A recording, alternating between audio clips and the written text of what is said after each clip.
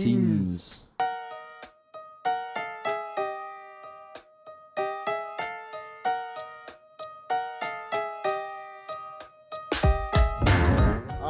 We're back. We're back. We're back. We've had like a month off. We've had like a month off. Something like that. It's been a little break for recording. It's good to see you guys. Yes. Hello, Graeme. Hello, Ewan. We're back. Yeah. We're very pseudo busy month. Kinda, yeah. We've been up to stuff, and also there's been less to talk about. Not that we can't invent stuff to talk about, but We definitely could. we could. Well, I mean, I think that's what we're going to do essentially. Definitely today. But nothing to hang our hats around. You know, that's been such a big movie release that we've got to go record an episode about this. True. There was we finished X-Men, X-Men's the one thing. but like we just couldn't sit down to do one. Well, we And said I think it would require more of it. Well, yeah, I said to you, I said I want to do, and there you go, there's hints for the future, guys. I want to do like an X-Men episode. Yes. So that would require, at the very least, I want to rewatch all the Fox movies. When it's all like fresh in our brains and it's Yeah. time to like mull it over a bit. And I don't know, maybe you could stand to rewatch 97, although that's stuck in my brain. I fucking love 97. We could definitely watch it again. I was going to say that. There's a brief little, like, before we even get to the episode, X-Men 97, peak to fuck. Like, Damn. just like that Marvel have never done anything that good in their life. Like, Almost, yes. better than every single other thing. That was really good. It's up there. It was really good. It's S tier on the tier Do you list, know, okay? do you know what? It's definitely S tier, yeah. Do you know what? I think the real success. I'm sorry, guys. We're in the middle of the preamble. I'm just going to start doing episode talk. Damn. But the essence of what was amazing about 97 to me was just the power of being able to make the X-Men cool and relevant again. Man. Because we've always been like, I've been a spectator to you being the X-Men guy, but Right. now I'm like watching the X-Men like, all right, cool. Like, yeah, these are the characters. These are why they're fucking cool. This is why the X-Men are cool and interesting. Yeah. It's made the X-Men like just a relevant deal again. That isn't just like a Bro, mind those movies that were kind of good but also kind of bunk. we just had to bring you all back We had to on sideways. I had to get you back involved. Like we couldn't have left that one out to As pasture. Krakoa was crumbling, we had to Bro. build you up to Well, this, well, right? Thus ends the first stage of Krakoa It's gone. as well. It's done. First stage though, yeah. Question mark dot dot dot. We could just go back immediately. Let's Maybe. just rectify it. Nah, we'll mess about for a year. See what happens. Miss Marvel's got stuff to do and Miss Marvel's kicking about New York. with New York and with Laura. Storm's joining the Avengers. Storm's joining the Avengers. Somehow she's not been. I mean, it makes sense for her never to have been an Avenger before. I guess, yeah. But like But how many X-Men have really been Avengers other than like Wolverine, Has Cyclops been an fucking Avenger? probably just it probably just is Wolverine. It's just Wolverine. I mean, That guy's barely an I would X-Men at this say point. Carol Danvers is an honorary X-Men. Okay. So I'd give that By what logic? Am I not up to comics enough for this? because she's like pally with the X-Men like a lot, Is that just 'cause, and like, obviously like she's like that's how Rogue gets in. well, I was gonna say like and then, Rogue like- like fucking just on Carol, so like Aye, and like they're like more understanding than the Avengers are, certainly. Like in Avengers Annual 10, when like I think that's Rogue's first appearance, when it's like they're kind of dealing with Carol coming back, and like she's had that whole weird thing, and the Avengers are like, man, we're just not dealing with that. Yeah, and the X-Men the are Avengers like are kinda more. like- Aye, and like I think the X-Men take her in and like kind of help her out, like Charles does, oh okay. and then they go off space and like she becomes binary and stuff like that. Common So I think based X-Men. she's more involved with them Okay. than like a lot of the other characters would be. Well, I'll give her that, yeah. I'll put her honorary. Beast, he's been in the Avengers. Is Spider-Man an honorary X-Man? Because he's like cool with him, isn't he? Maybe. I'd say he's cool with him, but I don't know if he's like cool with him. he's cool with him. He hangs Not out the with way Wolverine. like Captain America's cool with him. Captain America like, Nah, Captain America like would be like him and Wolverine probably have like a good vibe. dude, remember the war? Dude, remember the war? I don't actually know. Wolverine, don't, bro, we fucked those Nazis up, bro. Where the fuck where's Natasha, bro? Dab him up, Where the bro. fuck is she? I don't know, bro. I mean, it makes sense to keep them quite separate. They just seem like they could just exist independently of each other. I said X-Men 97 kind of depicted Captain America in the way that I always understood him to be vis-a-vis the X-Men in terms of like a... From their perspective, you mean? Yeah, like that yeah. sucks for you guys, and I do feel for you, but I Aye. do just need to acquiesce to the government, and See, that's this why is- he's a bit stinky. Nah, but this is like that's rife for like a good Captain America like story. Yes. Like he's got to cut through the red tape. He's sick of it. He downs the shield, becomes like secret agent man again. Well, that's like Stuff a, like that. Like dealing with that's like always what he's doing. The problem is I don't think 97 would do that because I feel like 97 are now more tied to do X-Men versus Avengers. Aye. Well, I thought it was going that way till it wasn't. Uh, Till it definitely wasn't. I suppose also, yeah, I was like, maybe it still could go that way, but then obviously the finale was like, no, we're just dealing with a whole bunch of apocalypse shit now. I'm Aye. afraid. Maybe season 3. I don't know. Yeah, bro, we We'll got see. plans. We got plans. Aye, and we've they- at least got 3 They seasons. literally cannot share them with us Aye. right now. They can't. But I'm excited. Yeah. Well, yeah, we're doing a waffle. We're doing a waffle. That's how it be. What we've been up to, so like I say, we've been a bit busy, to be fair, and we have been busy in some ways. Yeah. Like, we could have probably made time if we really found something to talk about. Yeah. You were in Venice. I was in Venice. I went to see. Is it the Eternal City? Is that Venice or is that Rome? I think that's Rome. I think that's Rome. The city on the water. Yeah. Let's go with that. Water 7, not Red One Piece. Did you see Hydro Man? I didn't, Ewan, but I was where he was. I think. With the Rialto Bridge. Yes, I was there. Did you see a bunch of little men wearing fezzes? No. Fucking fiction's lied to me. Because they may have had some hats, but it was not fez. It was definitely not hat wearing men. Sometimes, yes. Occasionally, someone would wear a hat. They were not fezzes though. Do you wear wigs? They were more like the kind of straw hats. Oh, question mark. One Piece, Monkey D. Luffy. Except they were not afraid of water. They could I don't know swim. if he's afraid of water, actually, but they could swim. That's the important part. They could definitely swim. Did you go to the place I told you about? What's that? The church? Where No. Bruno Bucciarati gets fucking donated? We did not. Spoilers. I don't actually know where it was. It's further out. It's like off the coast of the main city, I believe. So you would have had to have went in that direction to see it. Do you know what I mean? Okay. So we were just in Venice proper. We did think about going to see Indy, Or to see the church? Yeah, but I was about to ask that. We didn't get there. That's fair. That's fair. But next time I'll do that. There's like a Twitter guy who goes to like set locations and like has the Polaroid. Yeah. I was about to say, is he talking about who he's talking about? We'll do that. Yeah, I love that sort of shit. Yeah. Oh man. Well, it was nice there. I mean, but apropos of me being just... It was, yes. It was TV and film. Fantastic views, dripping with culture, as all of Italy is, for some reason, whereas we're not. They take real care of their historical monuments. Yeah, they really do like take care of their historical monuments. To be fair, do we even have historical monuments standing just like fucking rocks in a field? Well, even like, I did archaeology and I don't know if I learned much. I just went to churches. Well, Venice is a special exception because like the whole thing is like a historical landmark. Yeah. So like we could keep old buildings and just have people live in them still. Yeah. And just do up like the insides, and we probably have done a bit of that, but we seem to just knock more of it down.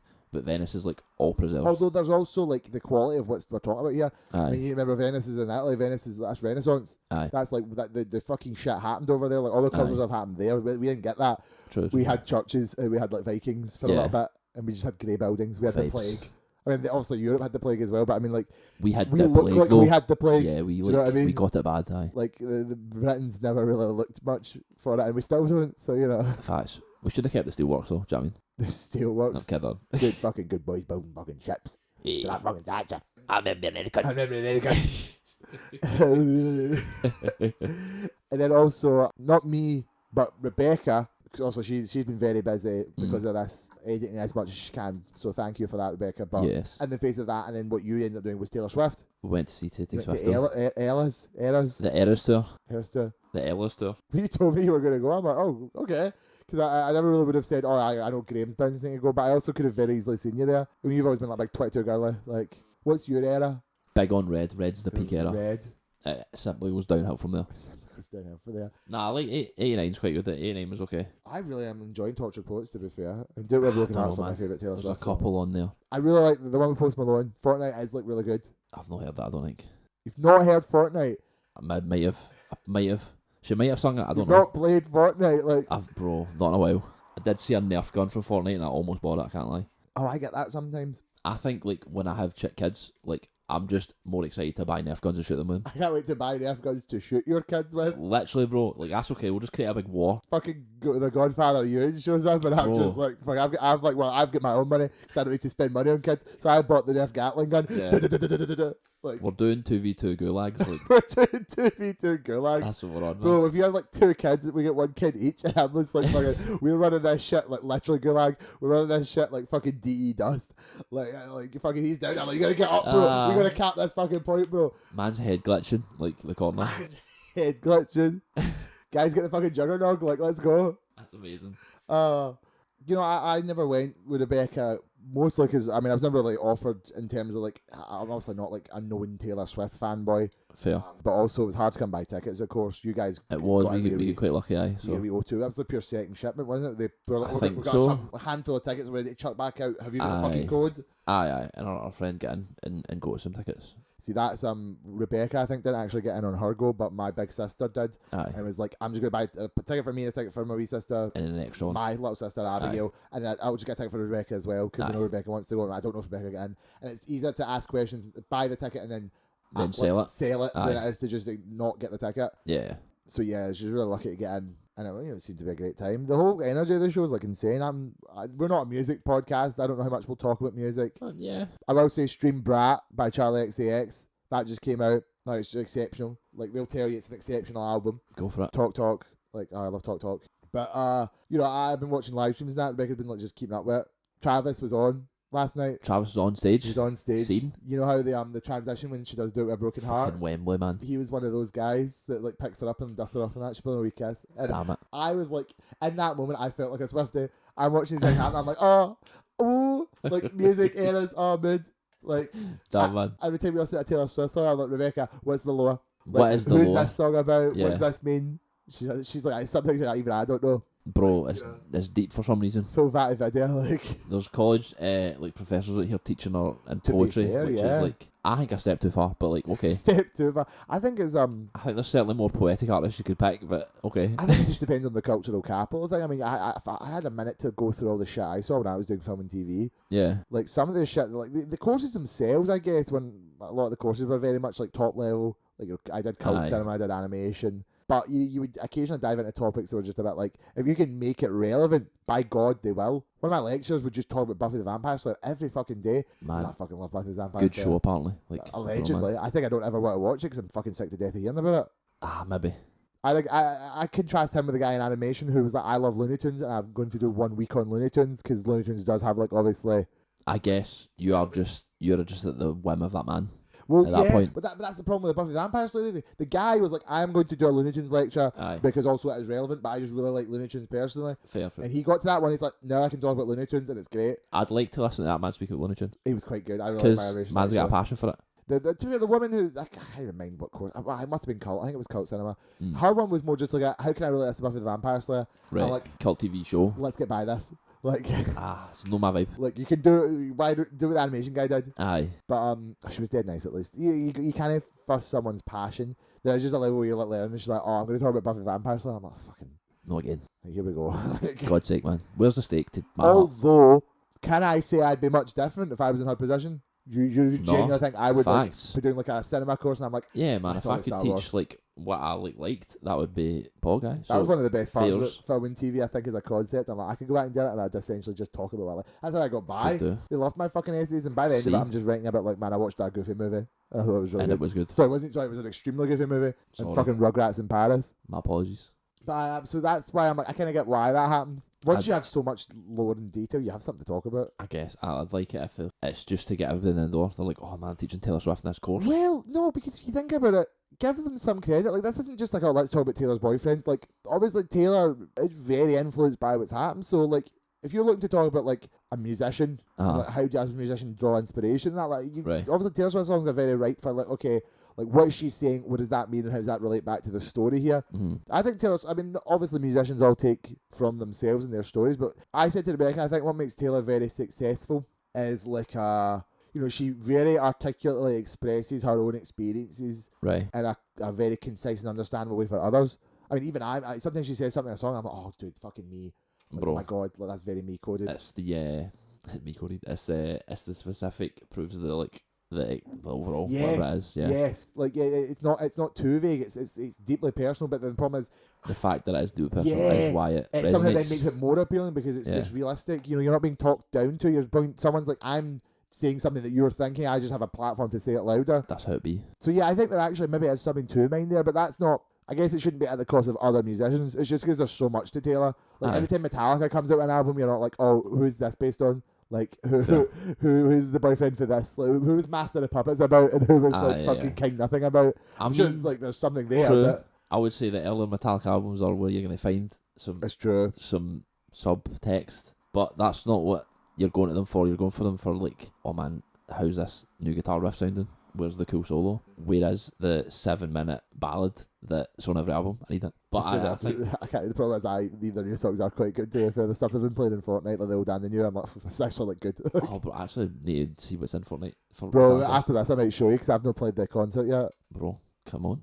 Aye, but getting people like in the door and then being like, yo, now that you're in the door and you've signed up for my class through Tete, let me show you some other like surprise. things you I've might be got other interested things to look at. Literally, because nobody's signing up for like film and TV, the Tarkovsky edition. Do you know what I mean? actually left the room when they brought that up. That's what I mean. So like, if you're like, oh man, we're going to discuss like MCU and like how it's like actually peak, come and sit down. And then he's like, actually, now that we've done like 2 weeks of MCU, here's like some like author films that you might not like, but you might love. Well, so yeah, it's exactly what you're saying. Yeah, I can imagine a world where I'm like, I'm going to talk about the MCU primarily, but then I'm like, how does that expand? Like, what can I draw? Like MCU, like let's talk about universe building. Let's talk about fucking like adaptational stuff. Let's like spin off that way. That could be. I did a course on the MCU. Every week wouldn't just be about the MCU. It'd be like okay, well let's look at adaptation.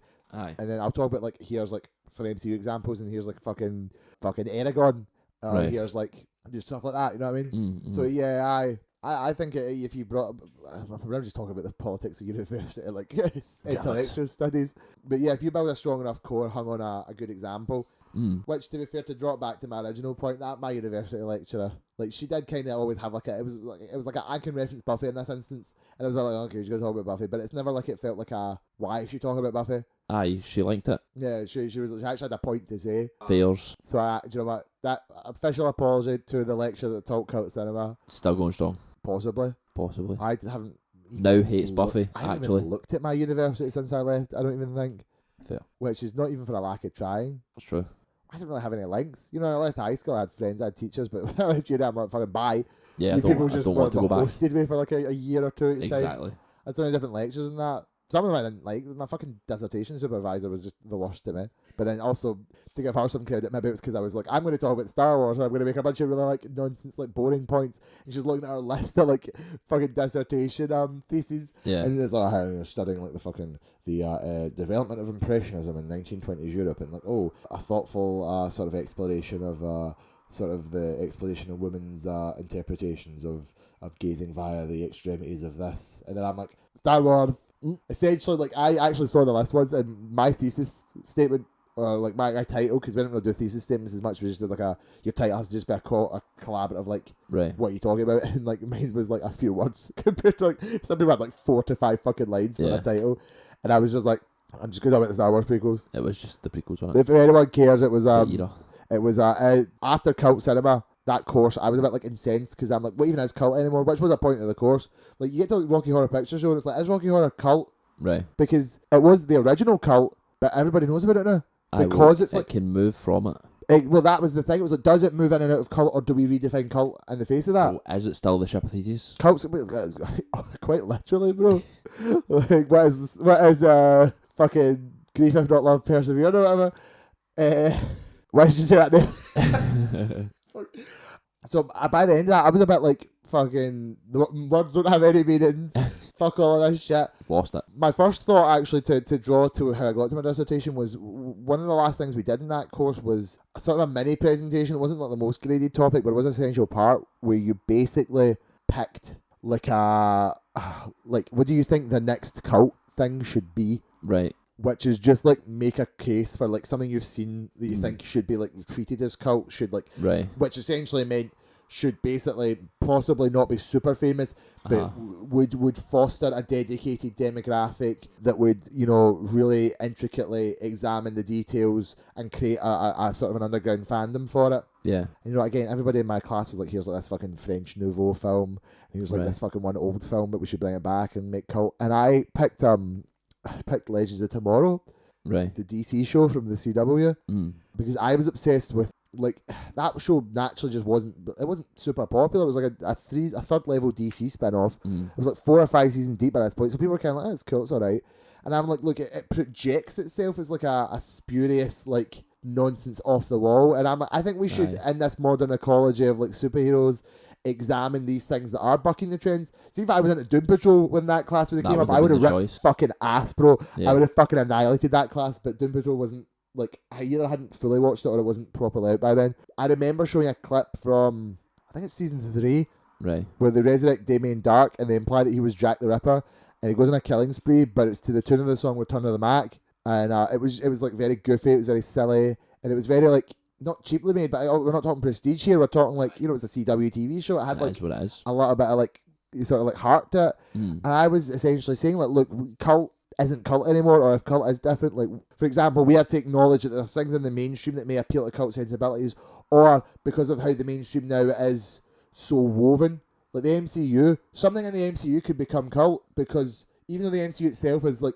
the AAA game studio, the big noise, Aye. like there's so much interwoven aspects of it that something will go missed, something will be less valuable than other. We'll talk about some things more than other things. True. So should cult as a concept expand to include Those. like just things like that, like to acknowledge the sort of the way media landscape is now?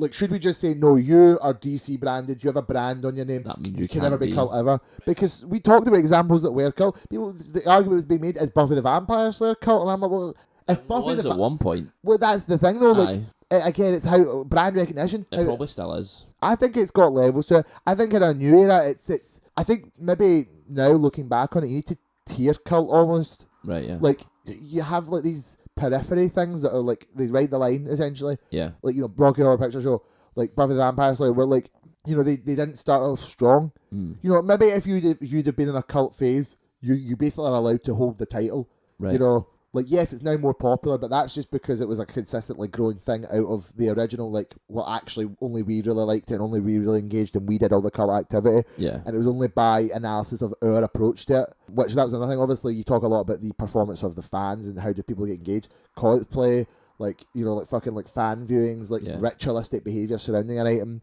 You know, we just go to a cinema to watch a movie, but like Rocky Horror Picture fans will all dress up and they'll all sing along and they'll all like do like theme nights and all that. Aye. Which, again, so all of that cooperatively led me to go like, oh shit, are the Star Wars prequels cult? They were deeply disrespected and unloved by like the world as a whole when they came out. They've sustained a larger, long, ongoing fandom who appeals to very specific demographics. You know, their fans engage in sort of heightened ritualistic behaviour. And I was basically like, look, I can apply all these things and like cult discourse to the Star Wars prequels. So does that mean it's cult? That was essentially my point. It was like if we've defined cult by this way, and I can apply that definition to Star Wars, is cult still cult? Do we need to redefine cult? How do we redefine cult? Right. Do we just say, yep, do you know what? Fair enough. By proxy of it having experienced the cult crucible, it is allowed to claim itself to be that. Okay. I could have, if I did more words, I probably could have went into it more, to be honest. Right. That thing, the idea of a periphery and defining like a something a second stage cult, like you were cult at one point, you kind of have a cult concept to you, so we have to acknowledge that you're relevant to it. It's evolved slightly. Yeah, but you're still at a level above it. Aye. You're still popular enough, you know. I don't know if you could tell, I actually did love talking about this shit. I complained about you a lot, but it's good. It's what we do. That's why we do the podcast, yeah. It's fucking cool to talk about shit like this. Once you get into like a topic you care about, I mean, I did readings I didn't care about, but once you were like, fuck, I've got like a thing, I'm thinking here. Like, bro, I'm engaged mentally. I'm engaged mentally. That's the goal. Shit got me thinking, bro. That's what the brain's for. The big grey matter wrinkle brain. The big grey matter wrinkle brain, oh my god. Anyway, that was the Taylor Swift section of the episode, I believe. It was. Now moving to the Weird Al Yankovic section. Oh, I could talk about Weird Al if you want. I fucking love that. Did you ever see the clip of his show where Macho Man came out and he wrestled a hamster? No. So fucking good. Man wrestled a hamster. Yeah, like, and he obviously is Macho Man, so he takes it like as fucking seriously as possible. Yeah. Ooh, and he like fucking he's big for hamster. Fucking elbow drops him. Damn. Bro, I mean, we're not going to break in fairness, but Happy Christmas. The first trailer for Robert Eggers' Nosferatu has been released. Yes. It was meant to release in front of the bike riders, but we're not in America. Yes, correct. So that didn't happen. We constantly get fucked. Another L. Another L. So there you go. You know what? There's a good jumper point. So have we been watching? You watch Bike Riders? I watched the Bike Riders. I think it's really good, and you should go see it because not many people will go see it. I don't think. Yes, it's not the best marketing in the world. I guess it was one of those movies that like I only knew about it when it just sort of appeared one day. I don't know. In cinemas like tomorrow. I don't think it's got much competition because the only other things that are like Inside Out 2. Yeah, like maybe more kids stuff. Garfield, Inside Out 2. It's kind of even still in cinemas. I get its own wee like run here, but it's just no marketed very well. I don't think. I've not seen it anywhere. But yeah, it's really good. Jodie Comer's incredible. Tom Hardy's really good. So is Austin Butler, but I think Jodie Comer's a standout. I would definitely see it for her. You said it was almost like her movie. Definitely, I think she's the most. She's definitely got the most lines. She's maybe got the most scenes, and she just kind of drives you through it. The story of the first biker club, or at least one of the first in the 60s to the 70s, and just kind of what they do, how they go through it.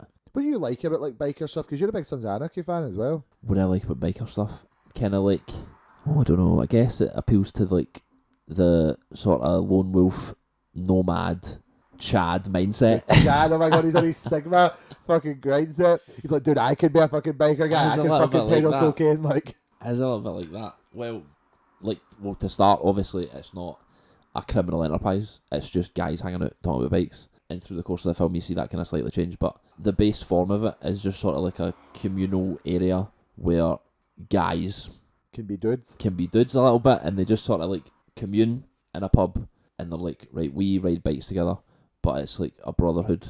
It's sort of like that's what it is, No, like a it's maybe, brotherhood. yeah, do you know what? No, but like I actually get it now. I do. I think I'm understanding it in my own way, which is like It's like the same way it's belonging. It's like the Yeah. same way anyone would join a fucking chess club. It's the same way. biker clubs. I think are interesting because they're so like, you know, in general, human desire for connection and belonging. It's nice to see like brotherhoods and like bonding like that, but it's also all focused around very traditional hypermasculinity. Like motorbikes, hogs, big beards, leather jackets, Yeah. which is still kind of cool. Right, I think in the modern era, while we might be like, you know, we're going to like disassociate like certain aggressive gender norms, that doesn't necessarily prevent certain things from just still being kind of cool. Aye, well, I think big hogs are cool. I think the bike riders isn't the issue. no, of course. Like you see in the film, like I think what makes them likable and sort of attractive generally is that they're all quite honour bound. Yeah, well, and that's especially true, like the cowboys. That's that what I was go going to that, say. Do you know what I mean? These things are always sort of grafted around it, so you have like a really like more like these things give them a certain edge that make them appealing. You know, Yeah, a biker group is kind of like interesting. Aye. Not like what's going on there. Like, oh, the guys are like, you know, they are lone wolf sigma males. They're all like, Yeah. they're very bound to each other but separate from others around these very like sort of really aggressive markers. Because it's not like you know a biker club. They will be riding through big noisy hogs with leather jackets and big beards and that. And then when you look peek behind the surface, you're a bit like, oh, it's like just deep, rich storytelling, sort of codes of conduct. The reason given in the film why the bike club starts is Tom Hardy's character's watching Marlon Brando Oh, dude. in his biker movie, and then he's like, "Oh man, I'll start a bike club." That's our bike club. And then, but they're not all like psycho hypermasculine guys. Tom Hardy's got a wife and 2 kids, No, of course, yeah. and he's like seems to be very present. Obviously, the bike club like takes a toll. That's kind of the point of the film. Like, Yeah. it It's will good, take but it's over his bad, life. you know, it's Yeah, like, how do these things? he says it's actual heartbreaking. It's one of his last scenes in the film. He's like, he's talking to Jodie Comer, and he says, you know, you can give your all to everything, and it's just going to do what it's going to do. And at this point, the biker club's like getting away from him. It's kind of crumbling, and that's his like final speech. Jodie Comer has no idea what he's speaking about. He's speaking about the club, but she thinks he's speaking about Benny, who's Austin Butler's character that's left at this point for a year. He just disappears. She thinks he's speaking about him. Like he's given so much to Benny to kind of mould him to be the leader when it's time for him to leave. And he's like, nah, it's just kind of, I'd done all I could, and it's just going to crumble. And then eventually it does. That's the kind of ending of the film. Spoilers. As it does just kind of get away, and that's how we get to then Sons of Anarchy, which is just an evolution of that. Tom Hardy's character gets taken out. Young guy comes in. Young guy starts bringing the crime in. Prostitution, drugs, all that. Just to be clear then, sorry, is this like in the Sons of Anarchy universe? No. This is based on a But real it's based on a book. true story, Yeah, aye. based on a real book A real from book. the Vandals in Chicago, Biker Club. What's Sons of Anarchy? Is Sons of Anarchy like based on... No, that's just Biker Club in Right, so you're saying California. it's just Or the not end of the California, bike but riders, over there. the way that ends is like in a position where Aye. like the more Yeah, criminal idea of it is Aye. now being Yeah. fostered. Yeah. I say Like, festered. Sons of Anarchy is probably based on actions of these criminal biker clubs that Yeah, then yeah, sprung yeah. out of this Yes. like era, this time 100%, period. okay. So that's That's probably actually how it fascinating. connects. That'd be a really good companion piece, to be fair. Not saying it is a prequel, but if I you mean, kind of watch the Bike Riders and then watch Sons of Anarchy. I would say if you like it, you're definitely gonna like Sons of Right, Anarchy. I was gonna say, if and you there's watch just one, you're gonna more watch of the it. other. Like Aye. you see, it's a more simplistic view because there's not as much criminality and it is more honour bound. Like there's one scene where they're having like a meet up and it's sort of like there's old cars there and people are just looking at them, and then the bikes come in and they're like, oh, just looking at the bikes. There's another biker like group there another motorcycle club, Okay. and one of the guys goes over. Oh, Boyd Holbrook. Boyd Holbrook in this film is amazing, by the way. Boyd Holbrook in this film? I didn't Boyd know Holbrook, that. he's great in this film, right? He's hilarious. Oh, I'm so happy. He comes over and he's chased by these guys, and they're like, "Oh man, you scratched my ride." And then like Tom Hardy's like, "Oh, something's gone down," so he walks over, and Michael Shannon as well. By the way, stacked film, right? Yeah. Great time. Norman Reedus, like. Normally this is hilarious as well. So they all go over and they're all like messing about whatever. They're just chatting, trying to figure it out. And then Benny comes back, Austin Butler, because he's away to take a piss. He comes back, he sees him, and just runs over and decks the guy. Like no context, just runs over and decks the guy. In the trailer. And he's like, late after the scrap, right? They just make up, they just like have a beer. Yeah. Because they're not like doing it to be like There's no total villains to guys, like. and then they just make up and are like mates again. That's kind of like what I'm saying with that. Like the honour bound sort of like, there's a code, there's a moral, there's a way to do this. But like, and that's easier in that simpler time when they're not like doing prostitution or running guns or running drugs, whatever. Yeah, no. But Sons of Anarchy is like, how does someone who has this moral code and navigate that world, the criminal one, the one that's evolved? Okay. So how does like, it do that? Bike Riders, like the existence of these things, and that Aye. world where Sons of Anarchy is like, the world is now fully changed for the worse around it. So how does the positive Yes. persist? Like Jax in Sons of Anarchy, from what I've seen, wants to turn it back into something more legitimate. Mm-hmm. He wants to make it that brotherhood again. It's the brotherhood for being the sake of the brotherhood. It's not because like we're gonna make money doing it. He just wants it to be like we're just guys that hang out and we ride motorcycles. Yeah. That's like his purpose, at least from the 2 seasons I've seen. Is what he's doing. Chalk in the later seasons. I doubt it will. I watched a 'cause video about it, but I seems like forgot would what be. happened actually. Well, there's a whole other different, like, there's obviously different things to consider, but I'd say overall that's the kind of main draw of both series, or the movie and the show. I think that's like a really interesting, succinct summary. Bro. It's very interesting. I'm fascinated by the concept and them working kind of quite well in tandem, even if not actually They intentionally. definitely do. Like, you could see, I mean, it obviously could take place in the same universe, like, I was gonna say, yeah, it's just sort of biker clubs. There's nothing Exactly. fantastical about them. They're just like a real thing that actually happened in their world. So, exactly. man, that's quite cool. I Great said film, though. I Great film, yeah. would have joined them. I was at home watching the fucking Doctor Who finale, which I think I'm gonna leave out of this episode because I don't know. I think there's a time to talk Doctor Who, and it's not right now because there's so much that I can go It's into on there. the Ewan solo podcast. But with that too as well, because you've watched a wee bit, but you've not. I mean, I'm like a Doctor Who guy. I'm born and bred Doctor Who. This is true. My dad's like a big Doctor Who guy. He's been quite close to some of the highest like levels, like the fan groups and that. I've been getting it since I was a child for like Doctor Who side, and I did love this new season. Was amazing. Like just to put that down, like Nisha Gatwa and Millie Gibson are fucking tremendous. Probably some of the best like acting and like just energy. But I will just say, yeah, 8 episodes wasn't enough. And some stuff's just left too far on the floor, especially in regards to the finale. Every episode I'd say this season was really good except the finale. The finale was just a bit like things happen. It's a good episode conceptually, just a couple of things just happen. We talked about this a lot right before we started recording, about like, I personally feel they leave a bit too much up to interpretation and some people are kind of filling the gaps and I like that, but sometimes I don't like going too far. Yeah. I like the idea of you create a concrete story and I understand A, B and C, and if there's more to think about it, I will think about it. Yeah. I don't like A and C and I gotta fucking fill B myself. Like I feel a bit cheated at that point. Although it's also maybe just the design of the show. This is like a story-based TV show. Anyway, there's levels and levels and levels and I go on forever, but yeah, I just wanted to acknowledge it was not the strongest finale. Held up quite amazingly by the performances, obviously, Millie and Shooty. And Gabriel Wolf, who voices the villain, Sutek. I can say that now. It's kind of Sutek, who is an old villain. Oh my. But this isn't like Cybermen Daleks. This is like one episode from the 4th Doctor. Nice. Although he was like one of those villains that was kind of like this guy actually is like probably one of the most powerful people in the entire fucking universe, but we're just going to fucking deal with him once and use like a trick to get rid of him because he's so powerful we can't have him keep coming back. Aye. And they make such a big deal of him coming back. Although, as I said to Graeme, I don't really think once he is back, it's kind of like okay. Things just happen. Bro. Anyway, I think I maybe need to sit on it longer anyway and think about it more so I can have a more concrete opinion. But Aye. I watched the finale Doctor Who, was kind of whelmed by it. Still really enjoyed the season quite a lot. The run, the episodes 2 to 6 run.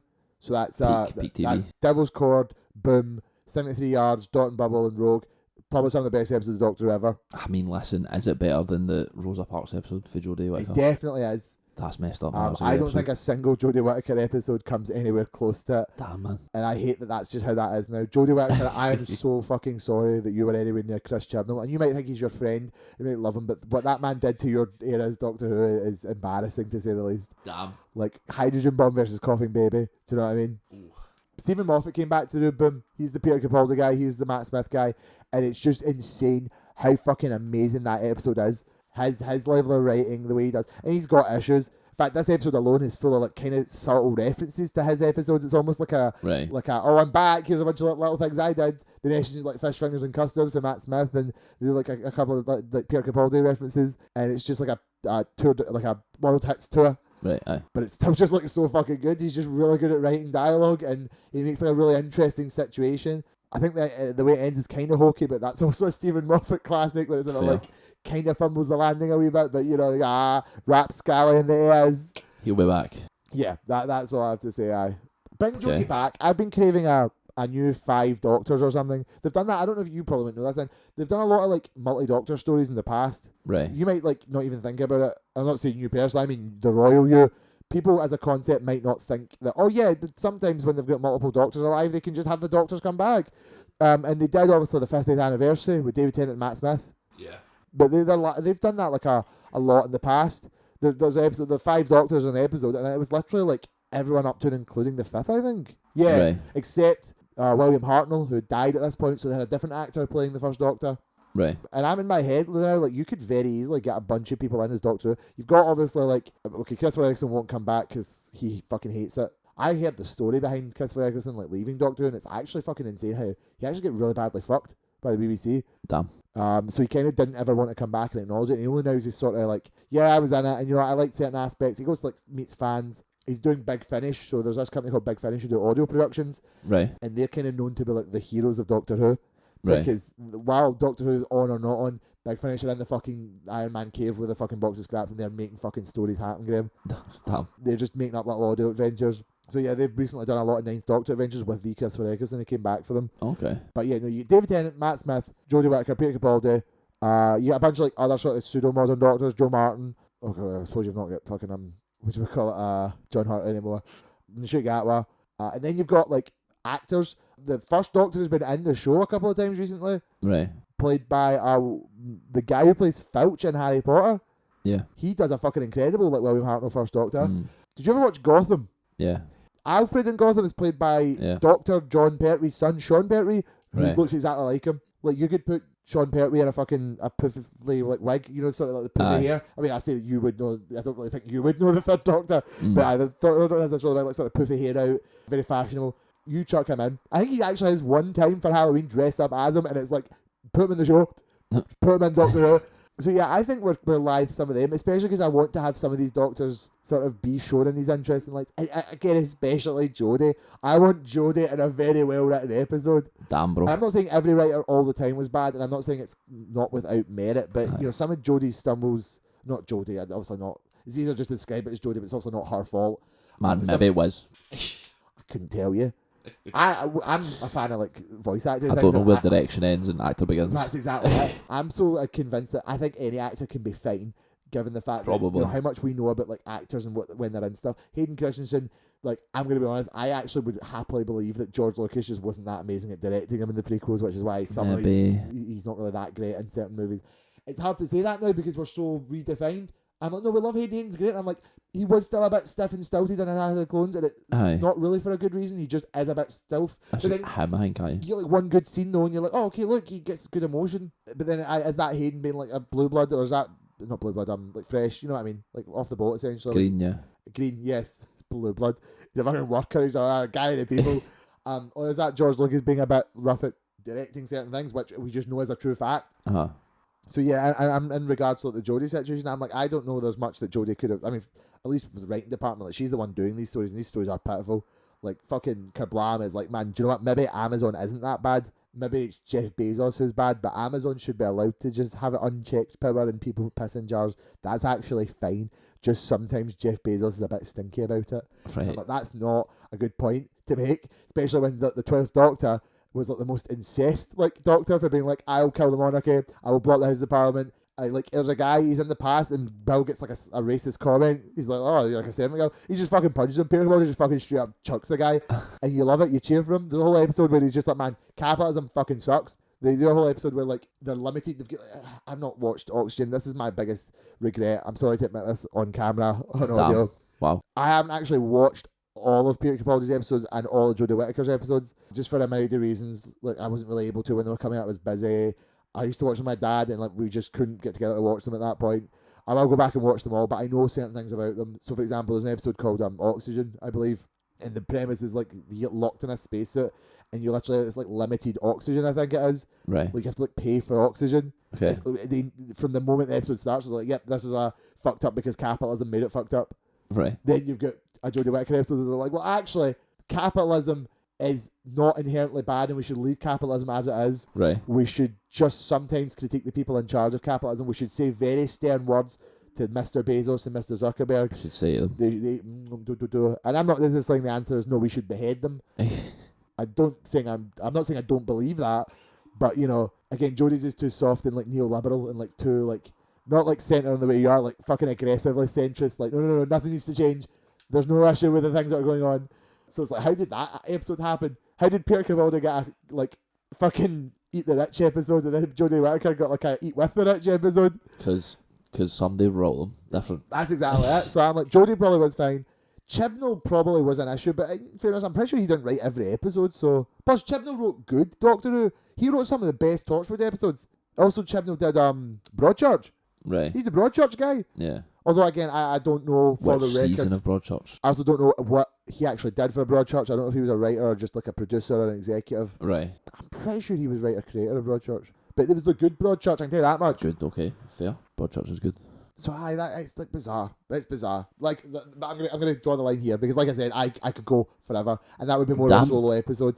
We do things where sometimes we'll talk at each other about stuff, but the Doctor Who one, I really think would just be me unfettered. I have like no. I can't you even get comment. very little frame of reference. I can't even begin. What was it? You have watched some of it though. What was it you watched? Jodie Whittaker. You watched some of the Jodie Whittaker ones. Like 4 or 5 maybe. I watched. The Master showed up. Is that who it is? Oh, it was Sacha Dhawan, the guy from Iron Fist. Yes. I'm so sorry, Sacha Dhawan, that you're the guy from Iron Fist as well, for the record. Wow. Yeah, Man, he's the master in the Jodie Whittaker. Davos. It was great. It was great in Iron Fist, but it's one of those ones where I don't know if that's what he wants to be associated with. Maybe not. Honestly, yeah. if I said he was the guy for Doctor Who, he'd probably like that, because he was one of those, like, doesn't matter how good or bad the episodes was, Sacha Dhawan Master was excellent. Right. He's like a fucking amazing master. The Master showed up, and I think I watched like 2 of them, and then like. You've actually watched a couple episodes I haven't watched then, to be fair. Actually, I watched the Spider episode. You didn't watch that episode. You watched? Okay, but that's funny. I didn't watch the Spider episode. Because you don't like spiders. I was like, they literally said the episode's called Arachnids in the UK, and it's got big fucking spiders in it. Yup. I'm like, I don't want to watch that. Yeah, I'm so sorry. Aye. Like, you just came off like the Rosa Parks episode. Like, Rosa Parks would get shot by a racist alien, and then you're like, man, what if there was really big fucking spiders? Bro. Which, see, as a premise for Doctor Who, That's what you want. is great, but apparently, like, so I've not watched the episode, so I can't say, I don't know if you even remember, but the solution of the episode was like, there's this like Trump guy. Right. The Trump guy's like, I hate the spiders, I want to kill the spiders. And the Doctor is like, no, we shouldn't kill the spiders. Killing is wrong. We should love the spiders. I think what we should do with the spiders is lock them in a room forever until they slowly die. That's fucked up, man. And it's like, Doctor, That's a worse death. that's the same thing but worse. Yeah, literally. I think even the episode don't of the Trump recall guy's that, like, I just no. want to like kill them. Don't And she's remember like, no, we shouldn't kill them. Killing's bad. We should just lock them up and starve them to death. That's fucking And mad. that was one of those people are like, why is, because the Doctor does this without, like, Jodie Whittaker's one does shit like that, and it's kind of just like, that's just something that she does. Whereas it's like, if Peter Capaldi did that, Peter Capaldi would have a whole episode after that freaking out that he did that. Right. And the episode would be like, man, Peter, are you sure you want to do that? That's fucked up. And he's like, oh, yeah, I have to do it. He has a whole arc in his first season where he essentially, in the first episode, I think literally in Deep Breath, he goes, Clara, am I a good man? And the whole season is about him, like, essentially trying to grapple with the fact that, does he actually do good? Like, Right. what is good? Like, should he occasionally have to like, kill someone because it's technically for the greater good, X, Y, Z? Right. Meanwhile, Jodie Whittaker just naturally is like, we should just starve spiders to death. I don't She give a is just fuck. an unhinged I'll human kill being. people. I work with Amazon. I don't give a fuck. Unhinged Time Lord. Truthfully, I agree with her. We should starve spiders to death. But, you know, the Doctor should do that. They're essential for life. The Doctor should be better than me, Graeme. That's the point. That's literally the point.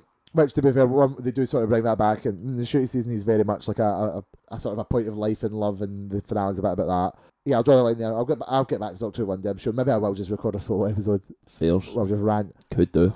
One thing I did watch though that might be more interesting to talk about, and you mentioned it earlier, was Inside Out 2. Inside Out 2. I've seen Inside Out which 2. I'm now going to see. Oh, are you? Because Nat watched Inside Out 1.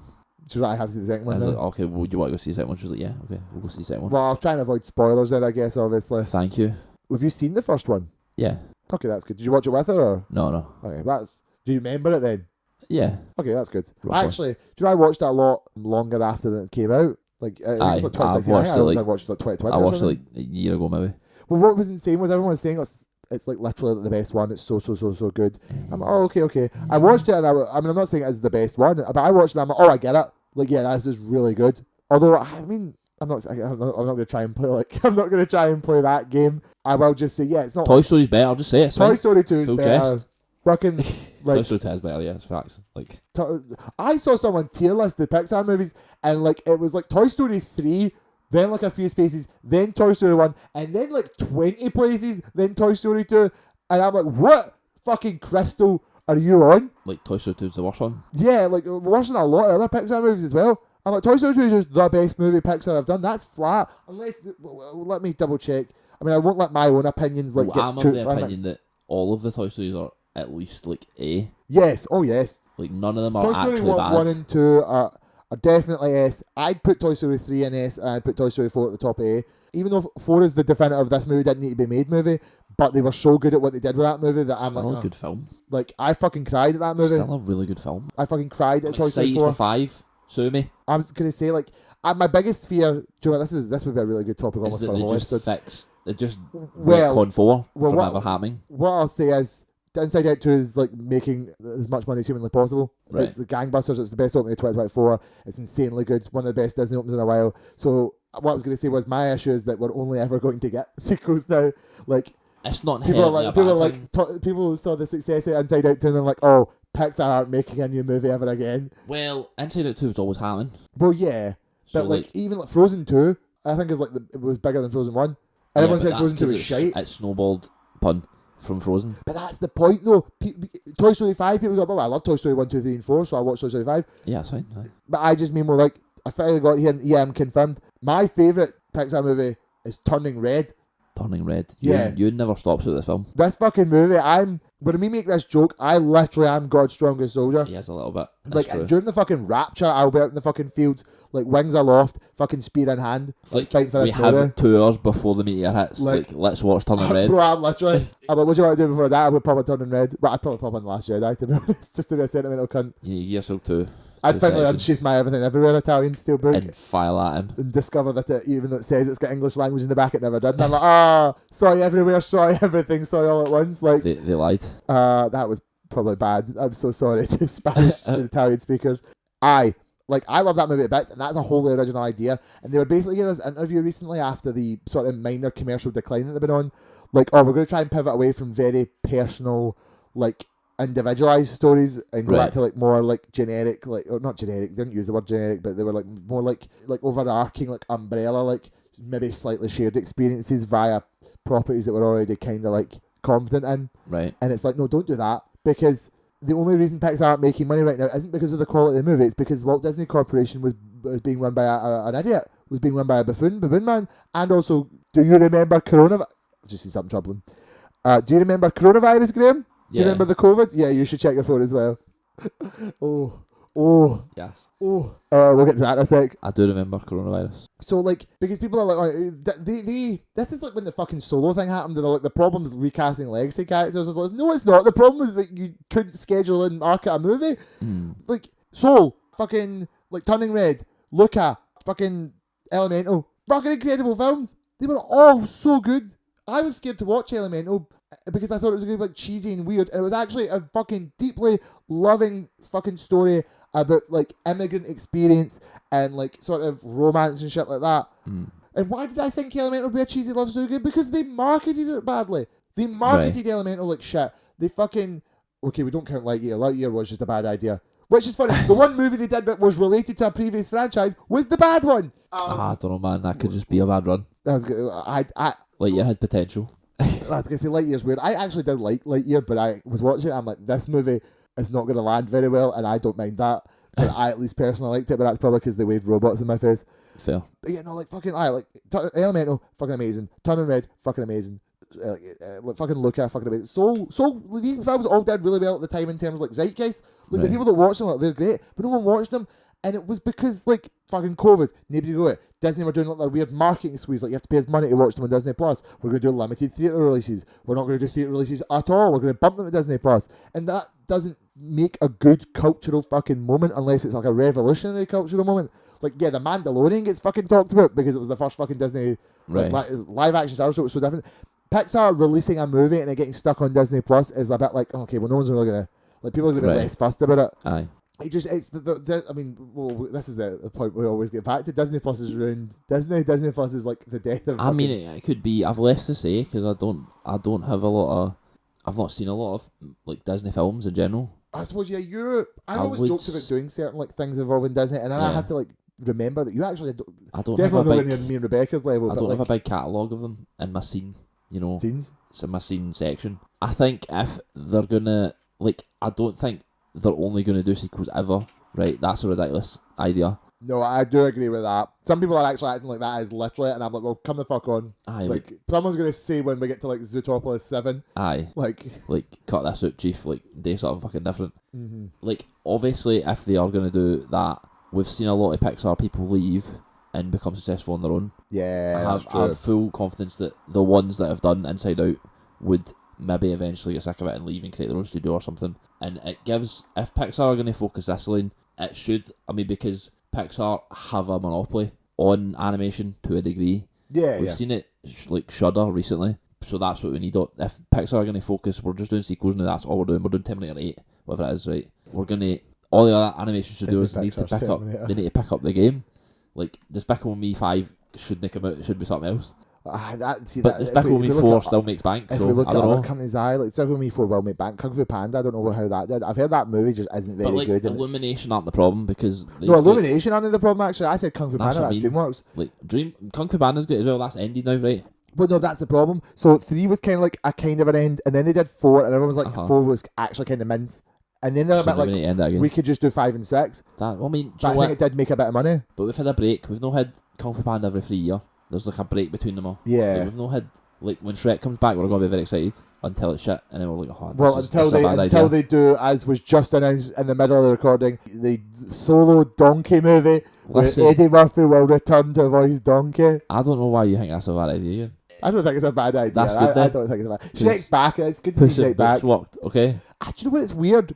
I guess with the Disney and the Pixar sequelization thing, it's because we're not used to it. Like, and do you know what? Like, Disney have always been, like, I've always been averse to a Disney sequel. Lion King 2, I've never seen it. I know it's shite. Well, listen, I'm just saying. Aladdin 2, I've never seen it. It probably is shite.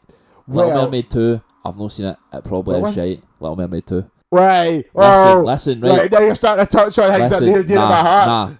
Again, these sequels, right? These are the definition of sequels that I feel do not need to exist. Well, there's a very specific logic to that. So but this is what I'm trying to get to. Okay. Wow. So these sequels exist, and I'm guessing in some sort of way, what's the word I'm looking for? They kind of like undercut the original, or like they swerve in a new way you're not expecting, and that's like almost like a new film. Whoa.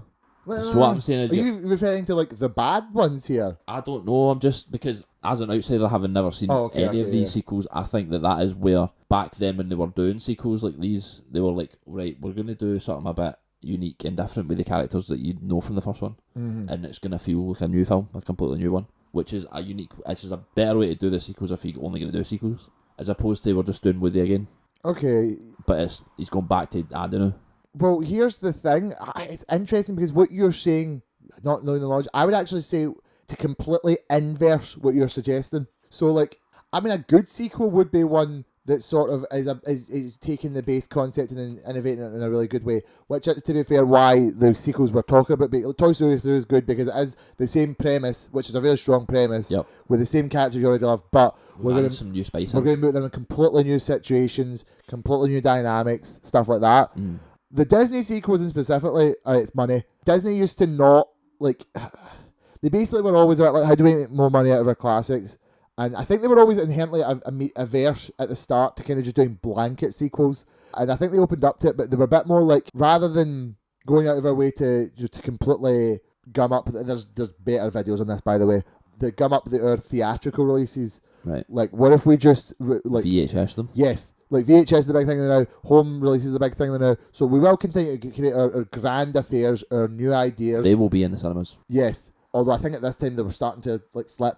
And I think there was also a bit like, oh god, how do we make money off this? So like home releases are obviously making a lot of money. Disney realised that. They used to gatekeep their home releases. They would very rarely repeat Disney films. So they'd be like, oh, by the way, we've finally fucking brought Snow White back to cinemas 3 years later, and we're rushed to go see it because we've not seen Snow White in years. Aye. And then home media came out and it was about like, right, we're going to very gently decide what goes on video and what goes on video, and we're going to very occasionally release them. Yeah. So then when it was like, right, how do we make more money off of these classics? How do we not like invest much money into them? You know, like we don't want to make this like a big theatrical thing. So that's where the Disney VHS starts. First ever one was Aladdin 2, Jafar's Return. Now, what's funny is you said Aladdin 2 probably isn't that good. I believe people would actually argue that Aladdin 2 and 3 are probably some of the best of this section. Fairs, bro. I think more people are fighting for Aladdin 3 because that one is totally different. Right. Aladdin 2 is just Jafar's back. Aladdin 3 is its own story. It's like Aladdin and the King of Thieves, and it features it takes inspiration from a different like Alibaba tale. Right. And it's Aladdin's dad. Aladdin's dad is the titular King of Thieves. Okay. Stuff like that. But yeah, then you get like other ones. Like Little Mermaid 2, I love. For some reason, that was one of my Return to the Sea. I think we'll find Graeme. Excuse me. Sorry. I was about to say, it's very... I used to watch it all the time as a kid. I loved that film for some reason. Melody was like one of my first like crushes as like a fucking 3-year-old. The movie is essentially just Little Mermaid in reverse. Right. It's like, oh, I hate being human on the land. I want to go into the water. I want to go back to the sea. The villain is literally just Ursula's cousin, who's just also an evil witch. Right. She's just not as fun. Although I'm saying that in a professional capacity. I love Morgana. I'm just a big fan of this. But speaking strictly unbiased and professionally, she's just a worse Ursula. Right. And the plot is just a worse reverse version of Little Mermaid. Shit, man, we've just completely undone one. Hunchback of Notre Dame 2. Do you know Hunchback of Notre Dame 2, Secret of the Bell? No. Fucking one of the worst movies ever made, possibly. Never heard of this shit. Do you know what I mean? The animation quality is shit.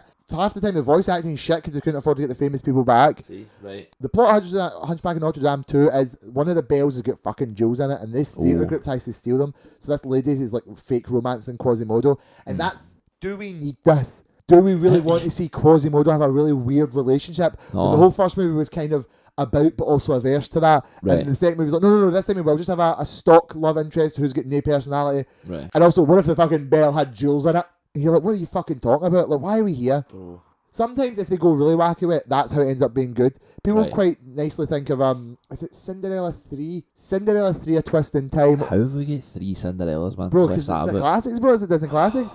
I believe it's Cinderella 3, A Twist in Time, and that movie is about the fairy... The evil stepmother steals the fairy godmother's wand, and basically does like an alt universe. Okay. Also, they do some funnier little things like, the prince never really had much in those movies. He was just like a normal, like boring guy. But we have new sensibilities now, so let's give him a character. What if he was just a fucking nutcase? For fuck's sake. What if he's just like hyper and full of energy? So at one point they're like in a tower and they're like, I can't let you go down this tower, prince. You got to do your duties to like his manservant. And the prince is like, I was gonna jump out the window. Fucking alright, bro. Out the window. Cool. Like, dude, calm down. But that's like why it ended up being kind of good and memorable. It might not be the highest end quality like animation in that. Yeah. Especially because at this point we were in digital as opposed to like sort of hand drawn. Right. But you know, it's memorable because it actually did things with the plot. And even though it might have been made to make money, it was like, okay, we're still going to try something fucking fun and interesting. Now, to take that and finally push it all the way back to the main point. Aye. And the thing that the concern I have is not so much that it's only ever going to be sequels, but this idea of it always being sequels or more sequels is endemic of the possibility that they might take less risks. Like, per chance. Yes, per chance. We're not guaranteed yet, but they literally said in an interview, we are going to not do unique original takes. We're going to instead try a bit more generic, easy to access ideas. Well, it could still be unique, interesting with the characters we know and love. That's the hope, Graeme. Aye. That's God. By God, I hope so. Well, best in the best world, right? We don't need to think about shareholders, and we can just make the movie we want to make. But that isn't the world we live in. No, and that's not the rules Disney are playing by. Yeah, it's really because again, Elemental's like an immigrant story. Soul's like a very like profound sort of look at life and death, and has a very unique sort of aesthetic jazz by way of by jazz and sort of African American experience. Luca was obviously fully Italian. Fully fish people, metaphors like homosexuality. I don't know if Disney would admit that, but those fish were fucking gay. And again, My Beloved Turning Red was like very like inspired by like Asian culture about like parent-child relationships, but it told a very personal story about like, you know, overbearing mothers, relationships between parents and child. But then the aesthetic lean was like not just like sort of Asian fusion, but like 2002. Like, why didn't they comment on 9/11 and Turning Red? That's a really weird criticism of that film. That's a legitimate criticism people have about that film, but it's like, this is a post 9/11 film. But how come there's no sort of... They're in Canada and post 9/11. How come no one's really brought up 9/11? It's like, okay. Bro, I don't know. Not in the Disney film. We're not in New York, 9/11, that's why. It's like funky, fresh. They've got like boy band aesthetic. So like, you're not going to see as much of that. Like, Toy Story isn't going to do that. Toy Story is going to do what if the toys were alive in this situation. Yeah. So that's my fear. Now, to then finally bring that forward to a positive conclusion, or more of a hopeful end. Having watched Inside Out 2, I'm positive. I've got a little bit of confidence. As long as they blend it. They still got another movie coming out soon. It got delayed quite badly, but they've got a movie coming out called Elio, which is wholly original. It's a story about like a little boy going to space. Okay. Space, aliens, robots, UFOs, are seated. Okay. So hopefully, as you say, they blend it a bit. But Inside Out 2, to finally talk about that, and I'll get it obviously without spoilers. It's good. Yeah, it was a very good movie. I really enjoyed it. I think it's not as good as a craft as the first one, which will just be the permanent thing. I mean, I don't think it's impossible, but I worry maybe it's going to be harder and harder for us to have a... Why is it not that height? Is it because we're iterating on an idea? Yes, well, here's what I was going to say there. Because Inside Out is like the man or woman who's come up with that is thought so far outside the box that I couldn't even begin to conceptualise how you'd begin thinking about it. Yeah. So any idea after that is just iterative on the same idea. Aye, so like, is that why it doesn't hit the height? Mm-hmm. But then I was about to say, I don't know if that's maybe a feeling that it's more comes from the current culture, because if you think about it, Toy Story 2 is that. Toy Story 2 is just, yep, the toys are alive, they're all there, we're just going to put them in a different situation. But that moved up. I've never in my entire life thought Toy Story 2 was iterative. A Toy Story 1, I'm like, it's a logical expansion.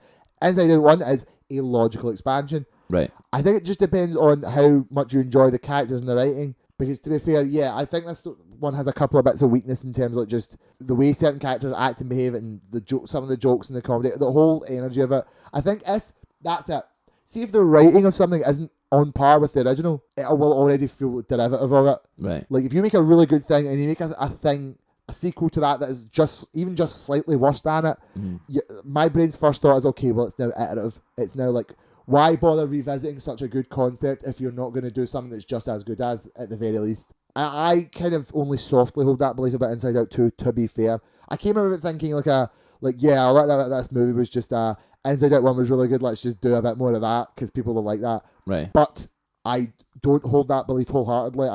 It's a little thought in my brain, like, oh yeah, some of this kind of rode by a little bit. It needs another watch. You've definitely done another watch, to be fair. But you can see the bits that are different and new and fresh were exceptional. Uh-huh. The root of the movie is anxiety. Like, you've probably seen it. Have you watched the trailer? Do you know anything about the movie? I've probably seen the trailer, but I don't recall it. The basis of the movie is just Toy Story 2. It's like the same concept, the same kid with emotions in her head, but she's older now, so there's new emotions. Aye. So that's how you do it. So that's essentially, and I think that, I mean, even then, I'm like, well, yeah, that's exactly how I would do it. There's no other way to go about it. I said the only other thing I would try for Inside Out going forward is maybe just... 3. Well, if you were going to... Well, how far is the time jump? The time jump between 1 and 2? Yeah. I think like a year. Right, so we probably need to get to like 4 or 5 before she's like an adult. She's like 13 or 14 in this movie, and I think she's like 10 or 11 by the end of the one, I think. I'd like to see an Inside Out adult, but like, I don't know how we get there. Well, that's what I was going to say. I almost think that like a Disney Plus show, or like if they did these as like anthology movies, like rather than the same person, it's completely different people and with different brain styles. I mean, you could do that in the show, but I think the movie's, what's her face? Riley, yes. The movie should just be Riley. It's funny because the movie's introduced that concept. You know, the occasional little jokes. It's like, oh, we'll zoom in quickly on Kyle MacLachlan's head, who's still the dad. Well, they've got some. Aye, well, they do that in the first one as well, yeah, to be fair. So they do that again in this, but it's still just as good. It's a good bit. Yeah. Yeah, like, because I was a bit like, man, I'd like to see like a Kyle MacLachlan's one's like led by the anger. Like, I'm like, I want to see my like autistic little like brain who like can't process emotion and has like an anxiety deficiency. What's the dominant emotion? Because in the first one, sadness takes over joy. Joy's obviously the dominant one in the. Well, Joy's the dominant one, but she's to a fault. She's like, it's more like she ignores sadness, and sadness has to sort of like work her way back in until Joy accepts the purpose of sadness. Yeah. Now, let's be clear. I mean, this isn't so much a spoiler. This movie's kind of a similar vibe because it's. Oh my god, we have to accept anxiety. Kind of in a level, right? They don't. It's not quite as simple. They actually resolve it in a very what I was going to say, I was actually going to say this before we get sort of into certain differences, is that, yeah, this movie, while I think is in concept just Inside Out 1 again, With a slightly different emotion. weaker, but with different emotions, that with a new idea, I actually think in the long run I'll like this movie more, or I'll think more on this movie, because Okay. what the movie does say on its new topics Uh-huh. is much fucking more like, oh god, like what it says about anxiety, what it says about like, you know, how your emotions will change as you grow up, how you want to try and fit in, how anxiety works, like what does anxiety do to you, when is it it can be useful, it is needed, it's part of you, but like obviously it can very easily take control. Those things were very profound. One of the last scenes is just like so fucking good. And there's like joy and anxiety have like a wee chat, and it's just like very, very like, yep, excellent, yep, me too, I've got anxiety, I get that, like very Right. me coded, like I'm also like anxious. Yes. So I like, that's why I'm a bit like, okay, cool. While at the end of the day, like it doesn't feel like you had an idea that was so essential you had to make a new Inside Out 2. It felt like we'll make a new Inside Out 2 because it'll make us good money. Right. Make a good idea for that. Aye. If every sequel is on the quality Inside Out 2, I'll say mission accomplished, because it was Not still everything will be. no. So I want you to it's be- I want possible you to we be could get kind. worse. Possibly we could give it better. Maybe Aye. Zootropolis 2 will just fucking blow us out the water. I've not seen it, so I don't Bro, know we're to getting say. Zootopia 2. This is a fun fact. I don't know if anybody knows this. So it's Zootropolis in the UK. The movie's called Zootopia, but there's Aye. like a theme park in Europe, I think, or something called Zootopia. So they're we like, can't call it we that. have to call it Zootropolis. We're getting Zootropolis 2. We're getting Frozen 3. These are Disney as well as Pixar, obviously. We're getting Toy Story 5. Moana 2. We're getting Moana 2. Yep. That fucking movie scares me. They fucking revealed that movie with a trailer. They're like, yep, by the way, we've just had this in the works. It's coming out in like fucking 3 months. It's like the Damn. end of this year. We had no idea about this movie, and they're like, we Damn. fucking cut, print, and killed the pig with it. There you go. So I don't have any faith in that movie. At least Inside Out 2 had an actual fucking press release cycle of like, we have created a movie, we're doing a movie, we're excited to reveal it's got new emotions in it. Yeah. And I'm like, okay, it still feels like a real movie. Fairs. Moana 2 feels like fucking Bob Iger was in a fucking mad science lab. Like, I have to make money. Like, trying to fucking bring a movie to life. Right. I think they said recently they're toying with ideas for Monsters Inc., Right. which is interesting because they've been working hard on the show. There's a show called Monsters at Work, Aye. which I've dubbed the little show that could. That show, I mean, it had a good couple episodes I've seen. It's- Like the first 2 or 3. honest to God, I've watched seasons 1 and 2, and it's kind of brilliant in certain ways. The biggest thing is just how it subverts expectations in like a healthy way. Like, it sets up really dumb, obvious tropes, and then it's like, no, we're not doing that though. Right. It sometimes does, and I'm just annoyed by it. But like a lot of the time, it's like, We no, can't all be perfect. we're actually going to twist it in a fun and interesting new way. And you're like, oh my god, they're going to twist it in a fun and interesting new way. I can't believe this. Most things perfect. I don't think you need to move it. That's why you do a prequel and not a sequel, because the first one ends so well. Yeah, yeah. What would the second one be? Just Sully running Monsters Inc. Well, that's essentially what the show. That's why the question is it about Sully and Mike? Because yeah, the show. I don't know if you really remember. Well, what I we think seen you would was- do about them. They're the marketable characters. Well, yeah, but like the show is, they're in it and they've got like their sort of B plot of running the place, but they're not having the biggest emotional and plot moments.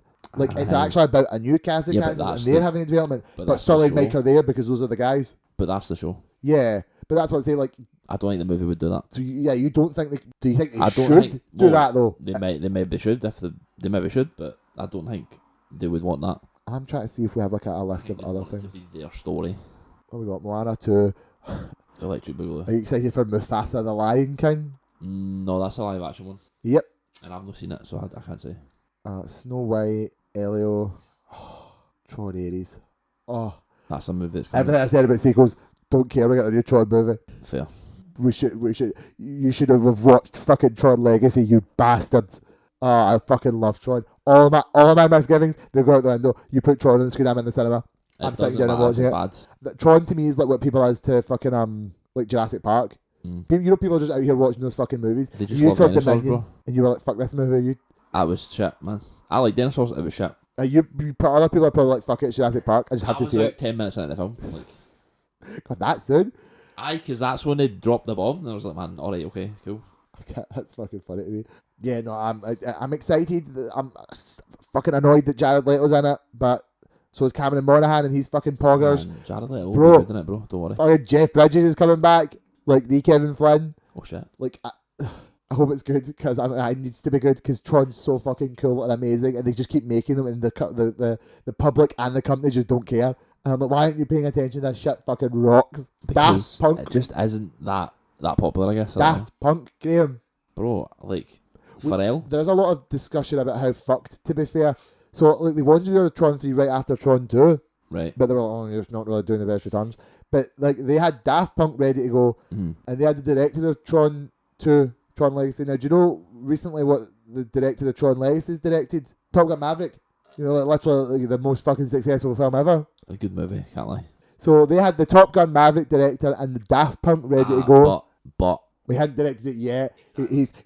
Tron Legacy grinded his teeth, you know? Would it have been Maverick before if we'd Maverick? have done Tron 3, or are you saying would Tron 3 have been Maverick? Yeah, like, would it have been as good, or did it need Maverick to get that the good? guy made Tron Legacy, and that movie is like fucking incredible. So what am I looking at yet? Zootopia 2, Toy Story 5, Moana 2, Moana live action, Frozen 3, live action Lilo and Stitch. Which, do me a favour, don't release that.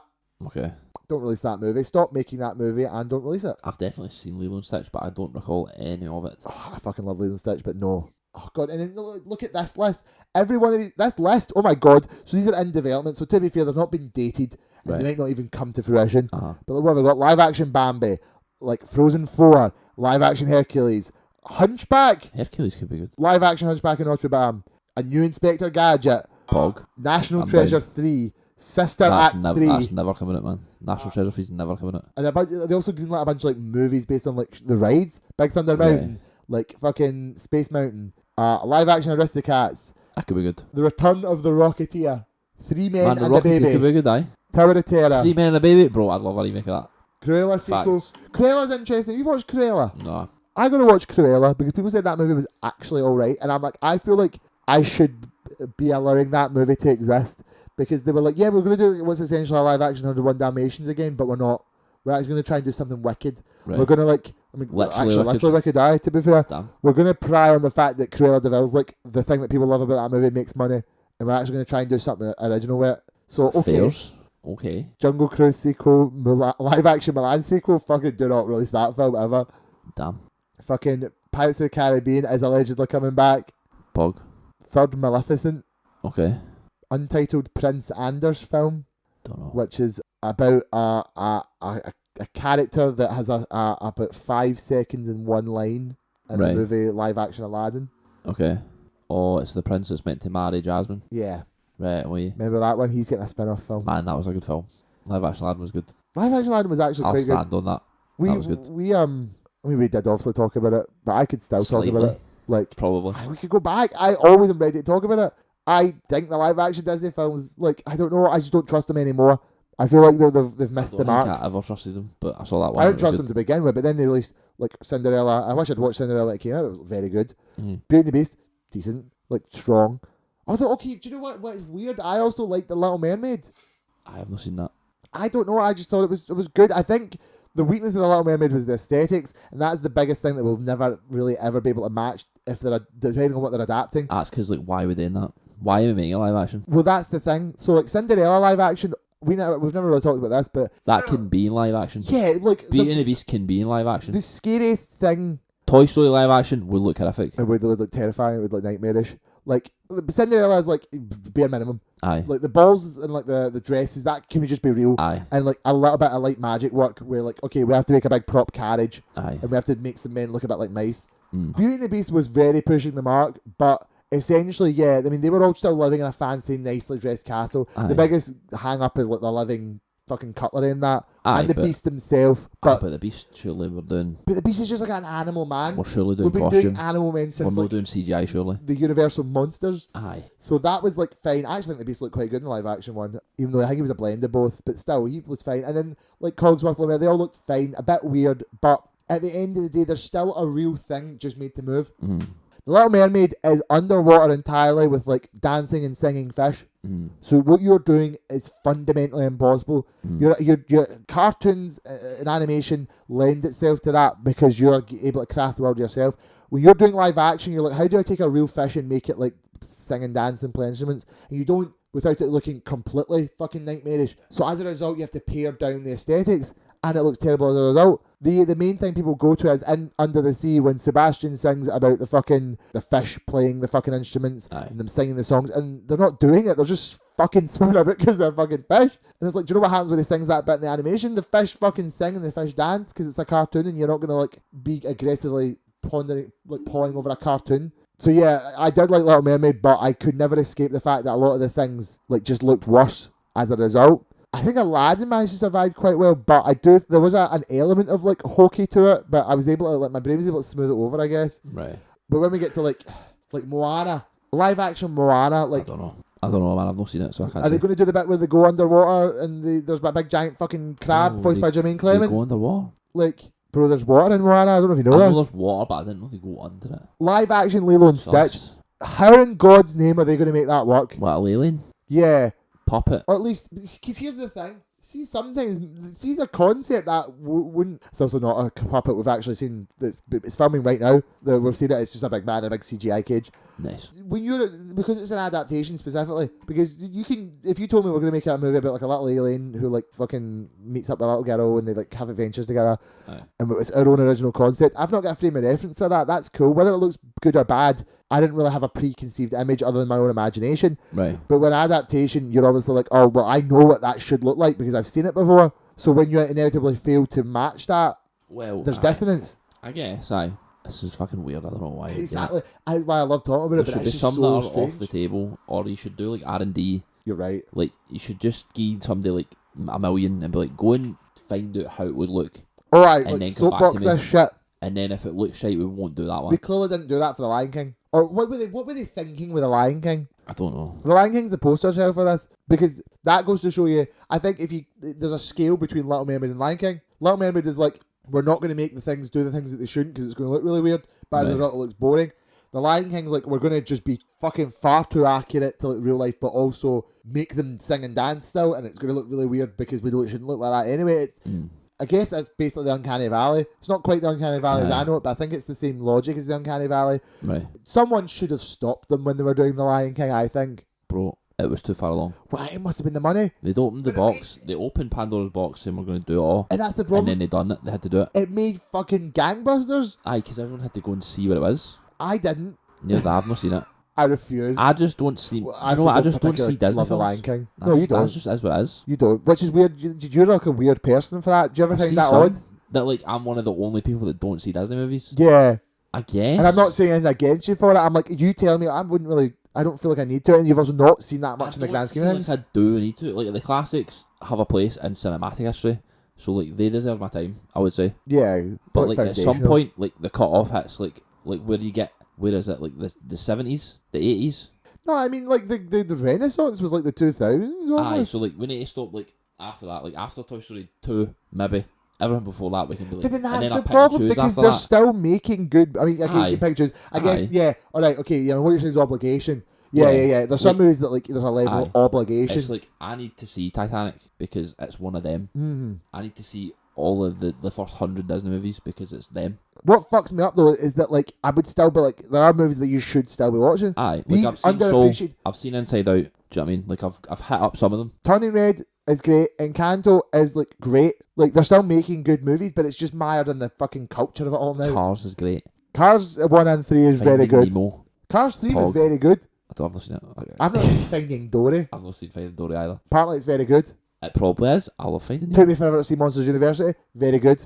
Great time. I love that. So they just keep making good films. It's just that the Disney as a monolith now are so live to make bad decisions, bro, to make scary decisions. I said this, bro. When they bought Marvel, it was like game over, dog. But back then you were always just a bit more like they own everything now. They bought Star Wars, it's game over. Your issue was just like they're just going to make things bad now, and no one else can make things. Halfway, I mean, where are we now? We're still net negative, I'd say, but like we're getting closer to equal. We're getting closer to par. Are we really still at net negative? I think we're probably MCU, I actually think we were in a net positive and we've went into net negative. That could also have happened. They were doing really good for a while there. They were. It was facts. Yeah. I blame coronavirus. That fucked everyone up. I can't accept that as an answer. I blame Endgame being too good. That wasn't even better than Infinity War, Imo, but like it was still pretty good. That was still like better than like what fucking Thor 4. It was much better than Thor 4. Fucking the Marvels, and I like the Marvels, so you know what I'm fucking thinking. Aye. I still think it's probably. I'm now starting to become one of those. I think maybe it is Disney Plus. I think Disney Plus is fundamentally ruined, like the way Disney are doing things now. I think so. I heard someone speak about. Well, they were speaking in reference to the Acolyte, and I have not seen the Acolyte, and it's very good. they weren't even saying anything necessarily bad about the Acolyte itself. They probably were, but there wasn't. They weren't saying it in the clip I seen, and they were saying that like the reason why it seems more negative is simply because there's more of it now, and what they meant by that is like. The reason why Force Awakens hit so hard was because we'd had 12 years of nothing, nothing. But now we need a Star Wars thing every year. And the general quality bar is being lowered by that. Not necessarily because they're all bad. No, but they're pumping so much into it. Exactly. And they are of varying quality. That's what I mean. So like it's the too much cake makes sick. It's the too much of a good thing. That's what it is. And that is what I think Disney Plus is, because it's the nature of the beast. Well, yes, that was what I was going to say. Like, Netflix is diversified because it's not Disney. But Disney Plus has to be Disney stuff. Yes. So they can only do Disney stuff. Mm-hmm. That means they need they always need to. They always need to be pumping them out. Yeah. Whereas Netflix can go and be like, all right, the Russo brothers want to do this fucking spy movie. They can do a spy movie, and that's just a spy movie. It doesn't have to have any like ties to like anything before that. It can just stand on its own. Disney need to be like, okay, monetize the brand. It needs to be Star Wars. All right, it needs to be Star Wars. It needs to be XYZ. All right, it needs to be Old Republic stuff. Okay, cool. That'll bring them in. Right, great. Then the next one that comes out, it's like a completely different era. So it's not even tying in with that. And then it's like, oh, well, if I watch that, didn't I watch that? It's all that stuff going on at the same time. Mm-hmm. That's what's getting caught up with them. And I think eventually they'll put Disney Channel on it. No. Well, I think we're heading for a weird fucking Ouroboros moment where we do just become like channels again, where they're essentially just paying for cable. I think life is cyclical, and I think if you look at anything long enough, you'll start to see where it will begin and it will end and then begin again. And I think that is like a bit of what's happening with like media and like how it's delivered in general. Like, I think there will come a time when like it does sort of just become channels again. Yep. In that way. I mean, they're starting to talk about these things, like. But that like I do think that eventually the flow of content will slow, and I think that will be a good thing, because right now the Acolyte's on and I have no draw to watch it until it's finished. And that isn't what I'd normally say, because back when, let's say, what were we watching like weekly? Miss Marvel. Like, yeah, so back when Miss Marvel was coming out, like it was the only thing coming out really. That's a bad example. So Obi-Wan was also, but you get my point. Like, there was times when there was only thing coming out, but it's Acolyte, it's The Boys, it's House of the Dragon, it's The Bear in like a week. It's all these things. Fucking hell. Now, that doesn't help that it's all here in the 1 month. Mm-hmm. Whereas like in March, I don't think I was watching it because there was nothing to watch. That's true, yeah. So I think like they need to get smarter, because that's like when the Acolyte will probably finish by the time The Bear comes out. I think so. But that is got like 4 episodes left. Then it won't. No. So but they're overlapping. So that's just going to take your. That's even more issue. Take Because some of your audience away. Acolyte and The Bear and Exactly. House of the Dragon and I assume The Boys. Yeah, aye. So that's what's happening. That's the problem. They need. I think the studios will get smarter at like gauging it and then placing it in its own wee area. And I think eventually there'll be some sort of like common, like, all right, you're putting that there, I'll move it here. Like, part of the reason Rings of Powers failed because it came out head to head with House of Dragon. Yeah. And it was a stupid move to do that. Yeah, I think I don't know why people are so to rush to think, okay, no, we need to go head to head, we need to win this battle. Aye, it's not like. If you let House of the Dragon have that attention, then next week you can easily just get all the attention. You can just walk in and do everything. Aye, or give it a month breathing space and then you come out. And I think overall the weekly thing that's come back in almost full force. Mm-hmm. Like, The Boys always has done it. Like, Disney seem to be doing it pick and choose. I still believe they're gonna launch a full show if they don't have confidence. I still fully believe that is what happened with Echo. Yeah, that is what I think. I loved Echo, but yeah, that I feel like that. That's what I think is gonna happen. But then the worst part is that will only make it inevitable. Like, I get why you're saying that, why they're doing it, but like Echo by that proxy was always doomed that way. I think so. That's why. That's like, we don't have any confidence, so we'll just shoot it in the foot to be sure. Aye. And no one speaks about Echo now. The same way no one speaks about the Sandman now until season 2 will come out, because they just drop it. But that's Netflix's problem, because they made that bed first. Yeah. They're like Wheel the Binge ones. Yeah, Netflix might be better in some ways about content diversity, but Netflix is still just as bad. They're trying to split it in a more interesting way, but they're doing more part 1 of this season. And then in the middle of the season now, there's like a big dramatic cliffhanger. That seems to be their kind of style at the minute. And I've yet to like fully engage with that format, but like Stranger Things, that works really well. I'm not keen for that. I know it works, but I'm not keen for it. Well, but what makes it the difference from it week to week? Is it just because you've got 4 in a run here? Well, yeah, it's about, like, at the core of week to week's good because it's just consistent drip feed. Uh-huh. It's a long-term engagement, and it's growing sort of discussion. Mm. I know why they can't. They might be struggling to think of, or they might be experimenting because it's more of the current media landscape. Mm. But I think they're having to respond to market forces. They're not doing what is just naturally best for the show, which is just weekly releases. I think that the parts releases, because also interest is a big deal. If you give me 4 episodes, and even with a big cliffhanger, I'm keen to know what happens. But like, if you tell me, see in 3 months, we'll come back to that. It's never that long, fair enough, but like sometimes it is. I've seen a couple, not recently. Bridgerton was maybe a better example, because that was like a month, or even I feel like it was even like 2 or 3 weeks. I was being told part 2 of Bridgerton's out, and I'm like, part 1 only just came out. Aye. But then my question is, why even bother? Like, that just seems like a really a dopamine hit. Like, we've gave you enough of it, and then we're going to very quickly, very soon get another quick. See, well, that's why they're trying to like experiment with it a little bit. Yeah. Because if they were to do weekly, I'm sure it would do better. Mm-hmm. But also, to spin off of that, like, watching habits have completely evolved. If you took a person out of the 90s watching the X-Files into like now, and to watch a show, they'd be able to tell you like straight away, this is like made completely differently. Yeah. So to do that, like, I'm sure if I saw Echo week to week, I'd probably have enjoyed it more. Mm-hmm. But because it's probably shot that way, because Midnight came out week to week, Loki came out week to week, Miss Marvel came out week to week. That's what they've been doing. Yep. So, but then you go to like the Acolyte, and it might have been better binging, I don't know. But it's the way it's shot now. Like, try to watch the X-Files concurrently in a binge session is more difficult than watching like, what's a show made to be like Daredevil? I don't think Daredevil's it's made to binge that way. Yeah.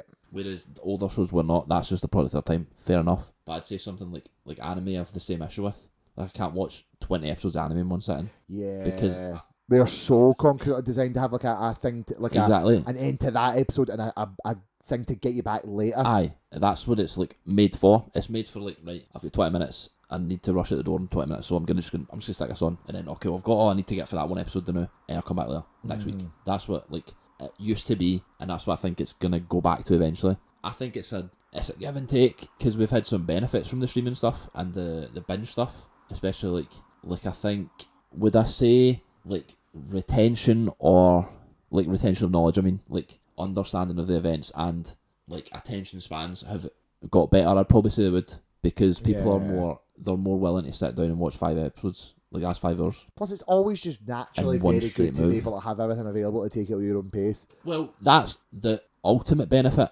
but the thing that would, like, that time's going to give you that. So you don't have to watch it week to week, but in a year's time you can just watch it. Becomes an issue, and like more public cohesion. I had to skip Bike Riders. Mm-hmm. I mean, obviously I wasn't so locked in on it that I have to skip this. But like, I was about like, I really want to watch Doctor Who now, because if I don't watch it right now, I'm gonna know what happened in it by tomorrow. And this is where I still managed to get a spoiler for it beforehand. Yeah, and this is where we differ completely, because I'm completely out of that cycle. I was so jealous of you. Like, I mean, this is maybe a bad example, but Elden Ring's DLC released recently. Yes. And I've not seen any spoilers for it, but I see Elden Ring on my Twitter, because I think that's a community thing. Yeah. Like, no one in Elden Ring wants to spoil Elden Ring for other Elden Ring players. No, definitely not, no. So, but in general, I'm less online than you. That's 100% And I see, and the things say when, right, so the Acolyte's out. Yep.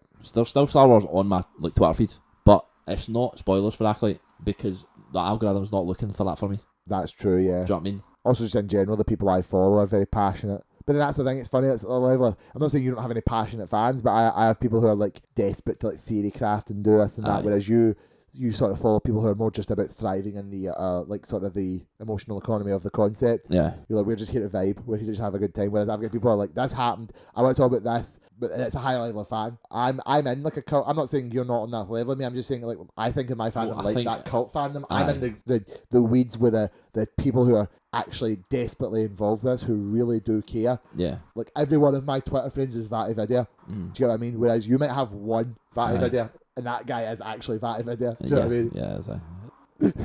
Well, I think, like, I deliberately don't put myself in those. That's true, yeah. I think I'm also getting involved. I'm doing this. You're seeking it out. I'm like, I'll seek it out at a time, but I don't go there every day for it. Mm-hmm. Like, if I'm like, oh man, the Alan 2 DLC's dropped, like, let me go and see what people are saying about it. Like, I'd go and see that. I wouldn't be like on Twitter one day and then see it suddenly, because that's not coded for that. Yeah, no, of course. My algorithm. That's good.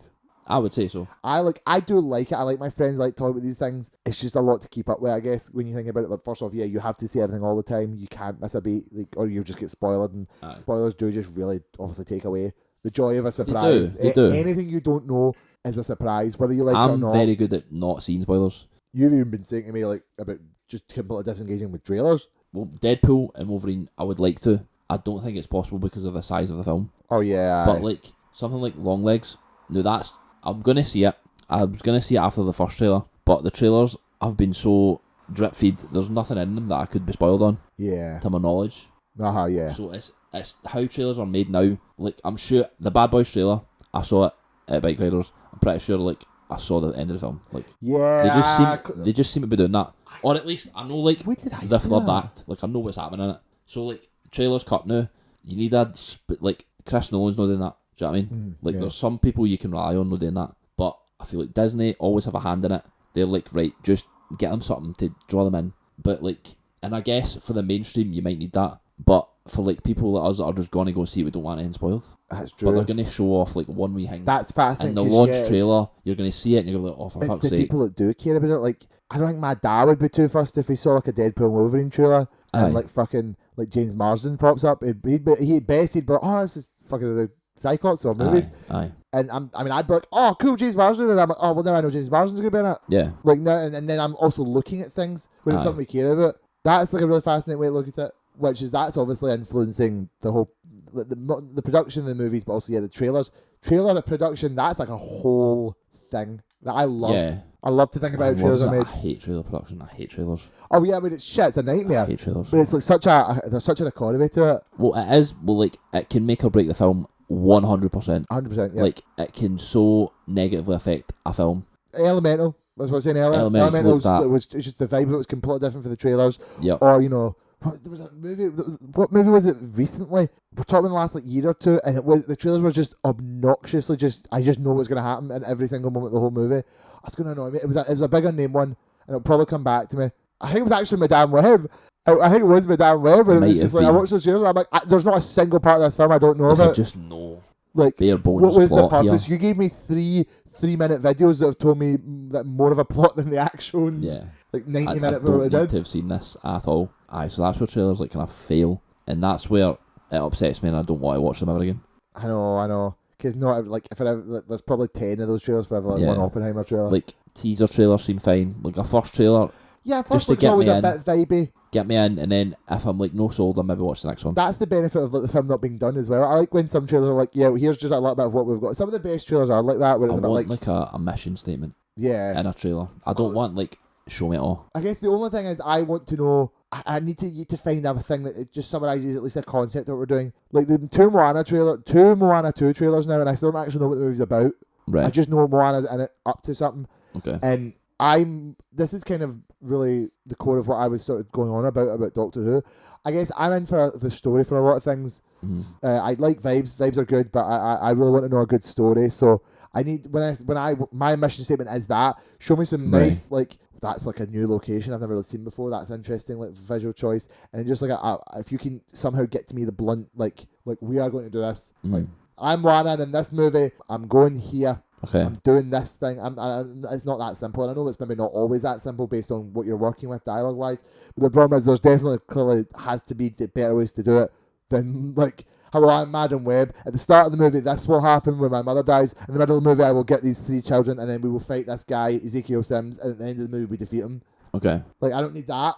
That's just what happens in the movie. Yeah, you probably could guess that. Like, Deadpool and Wolverine is probably going to have Deadpool on his own, meets up with Wolverine, we saw that in trailers, and then they need to defeat a guy. They have to fight a battle. Yes, like, you can get a bare bone structure from it. But I don't need it to be like Deadpool and Wolverine. They basically meet in this timeline. Wolverine's from this time. They engage this way, but then they also have to fight these guys. This betrayal happens. They encounter this enemy. Cameos occur.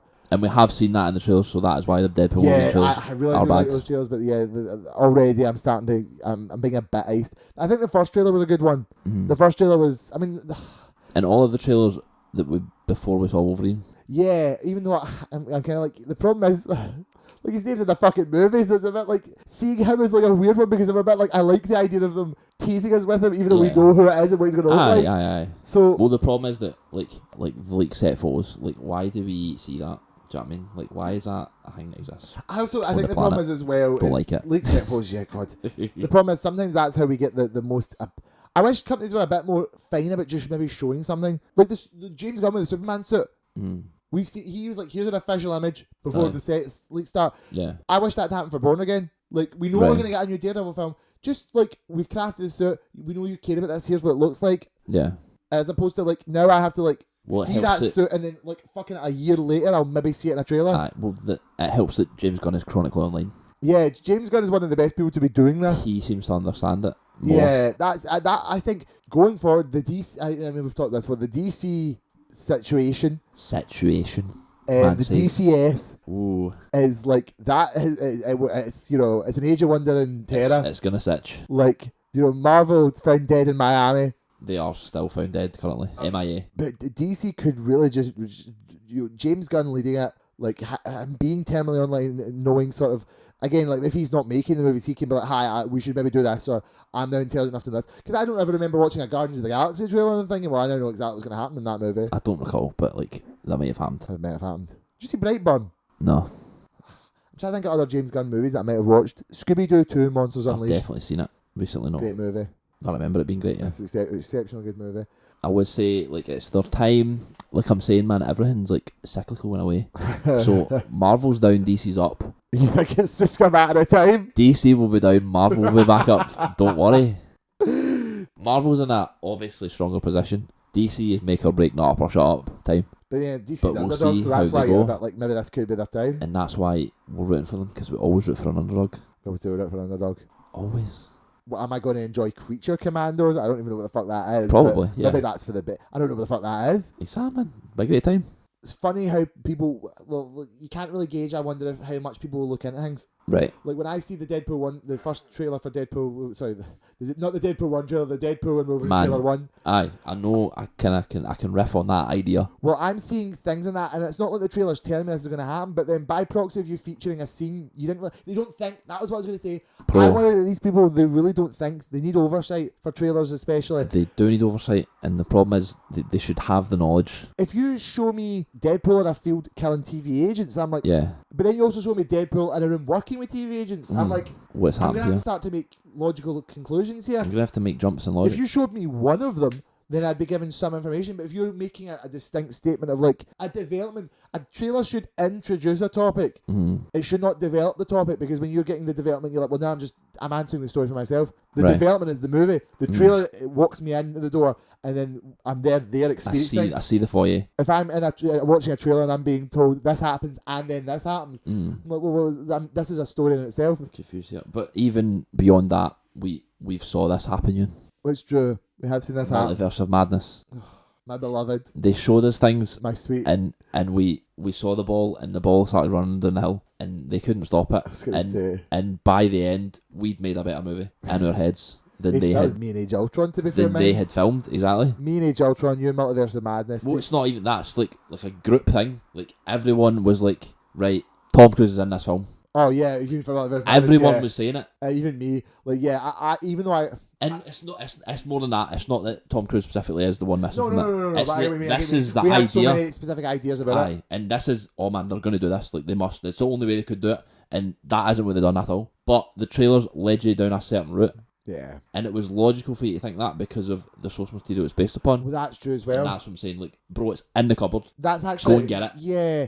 That's maybe another issue that comes specifically with adaptations, especially with trailers and things like that. Specifically these adaptations. You're drawing from something else as well. So when I see a working Ultron sentry, I'm like, all right, well, I know that is like an Iron Man Hank Pym thing because of like the other movies in the comics. Yeah. And if you just look, actually that's irrelevant. Tom Cruise was never in this. I'm like, well, it's not what you thought. So like that, both in the trailers, but even in the movie itself, I'm like, why even bother? Unless, at least in the context of the movie, it's a nice wee reference. See if that, I'm not saying that specifically seeing the Ultron drones in the Doctor Strange 2 trailer what made it bad. But think about it this way: if we didn't see that in the trailer and we saw it in the movie, and it'd be like, oh cool, they've got working Ultron drones. It's a different film for me then.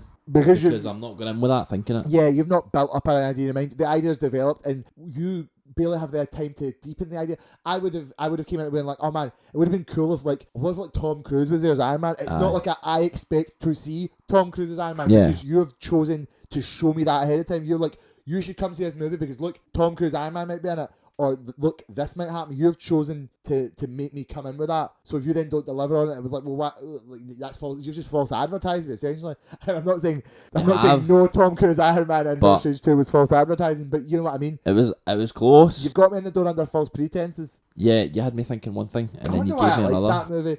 I honestly don't know. Now that time's gone on, I still love it, but I also. That's only because you've seen it once. I should maybe watch it again. To be fair. I think I'll still like it. I just think I'll maybe it's like a schlock way. I'll sort of come out and I'm like, yeah, I get why everyone else doesn't. Perhaps. I think I came out of it at the cinema like no one else is gonna like this movie as much as I do. That's what I felt like.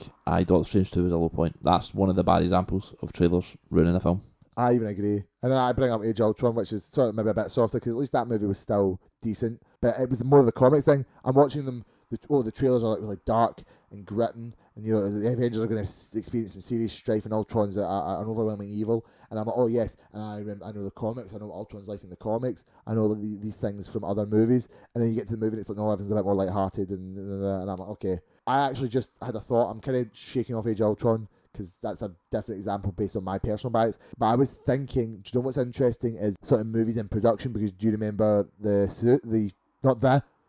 just Suicide Squad? Do you remember the first trailer for Suicide Squad? No. It was really slow. It was really dramatic. It was to like a piano rendition. Right. That fucking like the joke is on me. Like fucking chorus of children. I started a joke, and it was like edgy scenes. Right. Harley Quinn, she's going through stuff. Fucking Killer Croc, he's going through stuff. Right. Like fucking Rick Flag is a character that features in the movie. He's going through stuff. He killed his missus. Like the Joker. Oh fuck, the Joker may show up and he's fucking mental, isn't he? He doesn't show up. And then like obviously like that movie was not that. Aye. But we've heard that apparently the original version was. Right. David Ayer cut, released the Ayer cut, Graeme. Released it, aye. Why not? We'll just let it fly. That's like fucking insane. Especially because then they brought out like a later trailer for Gunn came through. What? Before Gunn came through. What do you mean? Like the film was that before Gunn was put on it. Gunn? James Gunn. No, I'm talking about the David Ayer Suicide Squad. Oh, right, I thought you said not the. Just that's what not that. Do you remember there was a Suicide Squad movie before the Suicide Squad? Oh, is James Gunn one the Suicide Squad? Yeah. Right then, yeah, okay. Do you want me to say 21 and 2016 or 22? Yeah, sure. Air Squad. Or The Squad, because The Squad. The Suicide Squad was like featuring in things around that time, but they couldn't say suicide in some of the things. Right. Like they put a DLC in Lego Batman 3, but they obviously couldn't say suicide in a Lego game. Fair. So it was called The Squad DLC. The Squad. But that movie was originally like a lot more fucking dark and gritting and evil, and according to David Ayer, I don't like the guy, so I don't trust him, but like Bro, these are the things they said, and then I might have been better. Well, I trusted it was cut because this was Batman vs Superman era. Aye. This was like they butchered that fucking movie. They probably did, yeah. So yeah, then you get like the later trailers in the actual movie. It's like, hang on, no, this is like a raucous rock star film. No, you know, Blitzkrieg Bop, yep. Like noise film now. Like it's GTA. So what's going on there? Do you even acknowledge that you released a grit and edgy trailer? Because that's false advertising. I guess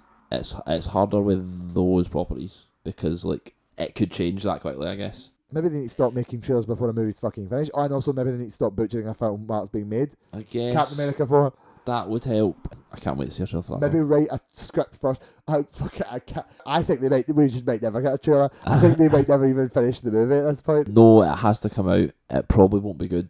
It's not going to be a good movie. No, I'm pretty myself for that. I think if we keep telling ourselves that now, I think we'll be pleasantly surprised. I don't know, man. I think the fact that Anthony Mackie is the lead in it will and people will just be saying, "Oh, you're just saying it's bad because of that," and we'll be like, "No, it is actually shit." I was going to say, like it is actually poo. We even liked Captain America and the Winter Soldier. We do. That was like, can we even say that? Because Captain America 2 was Captain America, the Winter Soldier. Aye. The show is Captain America and the Winter Soldier. And the Winter Soldier. We even liked that show. Exactly. So I promise you, we like Anthony Mackie. We kind of could see this. Do. But everything, this movie.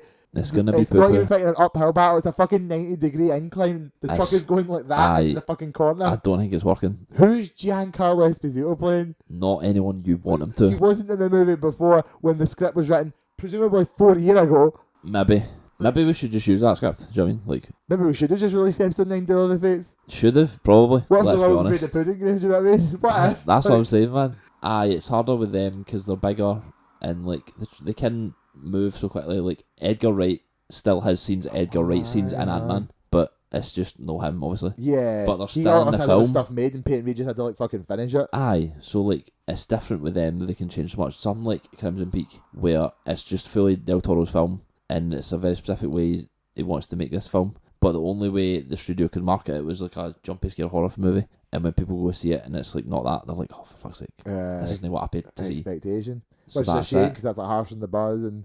Exactly. And it also means, like you were saying about like DC and Marvel being too big, but that's like that feels like they're shirking their responsibility to it. Then they're a bit like, fuck it, we need to slap together a trailer just to like, get people interested in this, even though we're not even fucking finished, and even though we don't want to we want to change it. Yeah, look, they should take more responsibility for that. That's on them. That's no on us to say. I would say at least I feel like we're not getting stuff that bad anymore. Trailers revealing too much. Maybe that's like an almost response. I mean, because we've been having this issue for a while now. But like trailers like this, I think trailers were always going to trailer. Yeah, I suppose the trailers have always, since they existed as a concept, they're designed to make you want to come in. So you're going to show them some of the cool stuff. It just so happens that some of that cool stuff might be like in after a development or featuring a character that the movie wants us to not know about. Aye, there's some movies that like how do you make a trailer for a film like that? If I was like, bro, listen, Mirror's coming out next year, right? I need you to cut me a trailer for Mirror. How are you doing that? I was going to say. Do you know what I mean? Like, there's some films you just can't do. At that point, without showing like Mirror maybe is something. essentially just a series of like fucking tableaus, so you could just show us like just shots of things. So like maybe we're being harsh in some degree that like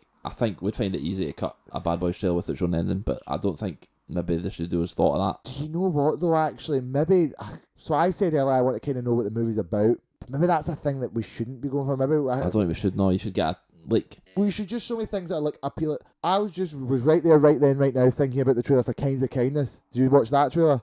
It's the New Yorgos one. It's probably I think I've seen it at the cinema. And that fucking trailer is just bizarre. I have no idea what's going on. It's just like a bunch of like actor names and actors doing things. I have more context than you because we got a trailer at the Bike Riders, but it was like interstitched with like Yorgos and like the actors speaking about it. Oh, okay. So it's like 3 separate stories. I googled it and I'm like, what's this movie about? It's actually 3 separate stories. I'm like, what? It's like some weird tableaus. But weirdly enough, that didn't make me want to see it. But is that because I'm like, okay, well, a Marvel movie is part of my comic adaptation. It's my schlock. I care about the characters. I care what's going on. So I need you to tell me what's going on. I need to know a bit of a story because I actually, that's the whole thing.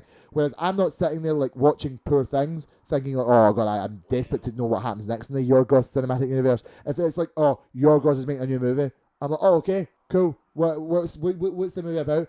Here's Emma Stone dancing and like Willem Dafoe talk about sex and that, and it's got really fun colours and really fun shots. I'm like, oh well, cool. I'm sure it'll be a good Yorgos movie. Do you know what I mean? Kinda. I think it's different for you personally because when you see the Marvel thing, you think I'm crazy, Graeme? No. Like, I'd be happy if a Marvel trailer came out and showed me like nothing, so that I didn't have to like, go anywhere. But I think if you saw a Marvel trailer and it did show you like a glimpse, you'd be like, right, bang, I'm on Reddit. This is where it links to, and then you'd know that story now, and then you'd be like, great, this is how it'll link. So you'd deep dive that way. I'd just see it and be like, okay, I see they've got this at play, maybe, and then I wouldn't have to think unless I knew the story already. I'd be like, oh right, I read that. That's kind of maybe where that goes. Cool. You sort of bring it back to the thing you said earlier. Do you think that like, how do you think mainstream audiences are reacting to that? Do you think they're making a trailer for Kinds of Kindness for like your mum and my mum? That's the trailer they saw. That's the trailer we saw. Oh, because Kinds of Kindness. Sorry, Bike Riders. I mean, damn it, man. No, if I don't know Karen was at Bike Riders, I definitely would have went then. She's a hero. I told her to go see it because it's really good. She probably would get a kick out of it. I think so. Aye. So like, my mum and your mum are watching the trailer for Kinds of Kindness. Like all trailers are made for mass market. Well, yeah. Like they don't make trailers specifically for anyone. So even the Marvel ones we're slocking on, they're made for everyone to see. Aye. But then how is it that both those films, a Kinds of Kindness trailer and a Doctor Strange 2 trailer, can be both made for mass market but be so fundamentally different in how they represent the movie? Why isn't it like a unifying, here's how we do a trailer? Doctor Strange 2 isn't that. We made it that as a fandom. But we made that because the trailer was a bit like that though as well. No.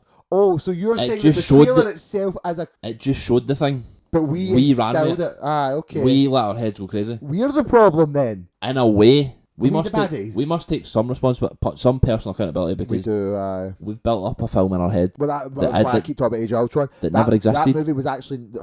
I mean, okay, maybe there is issues with the movie, but like that movie, that version of that movie possibly never existed. But then I don't know, because I feel like I was led. Okay, my impression of Age of Ultron, I think, is maybe a bit more valid then in this context, because I literally was responding to a trailer. I was watching a trailer, okay, and yes, I thought, okay, I know Ultron for the comics, but when you watch a trailer where it's like brooding, dark, suffering, Ultron does not make a single joke. He's like, I'm here to fucking kill the baddies. I'm here to fucking create issues. And I'm thinking, oh god, Ultron's here to create issues. There's fucking problems. This is going to be the Empire Strikes Back. This is the dark period. And you get to the movie and it's just not that. There's a lot more comedy, a lot more lighthearted. Things are bad, but they're not that bad in comparison. Well, I think you need context of like what it is, because it's released after Avengers 1, which is the biggest film, right? Yep. And they're maybe trying to get more... They're trying to show that we can be serious here. Do you know what I mean? We're trying to get some newer audience members. Yeah, but then if that's what the trailers are showing me, surely I'm not... No, but, if I'm... Aye, but that's not... Even if they're doing it for a contextual reason. It's represent Ultron in the film because he is genuinely that threatening, right?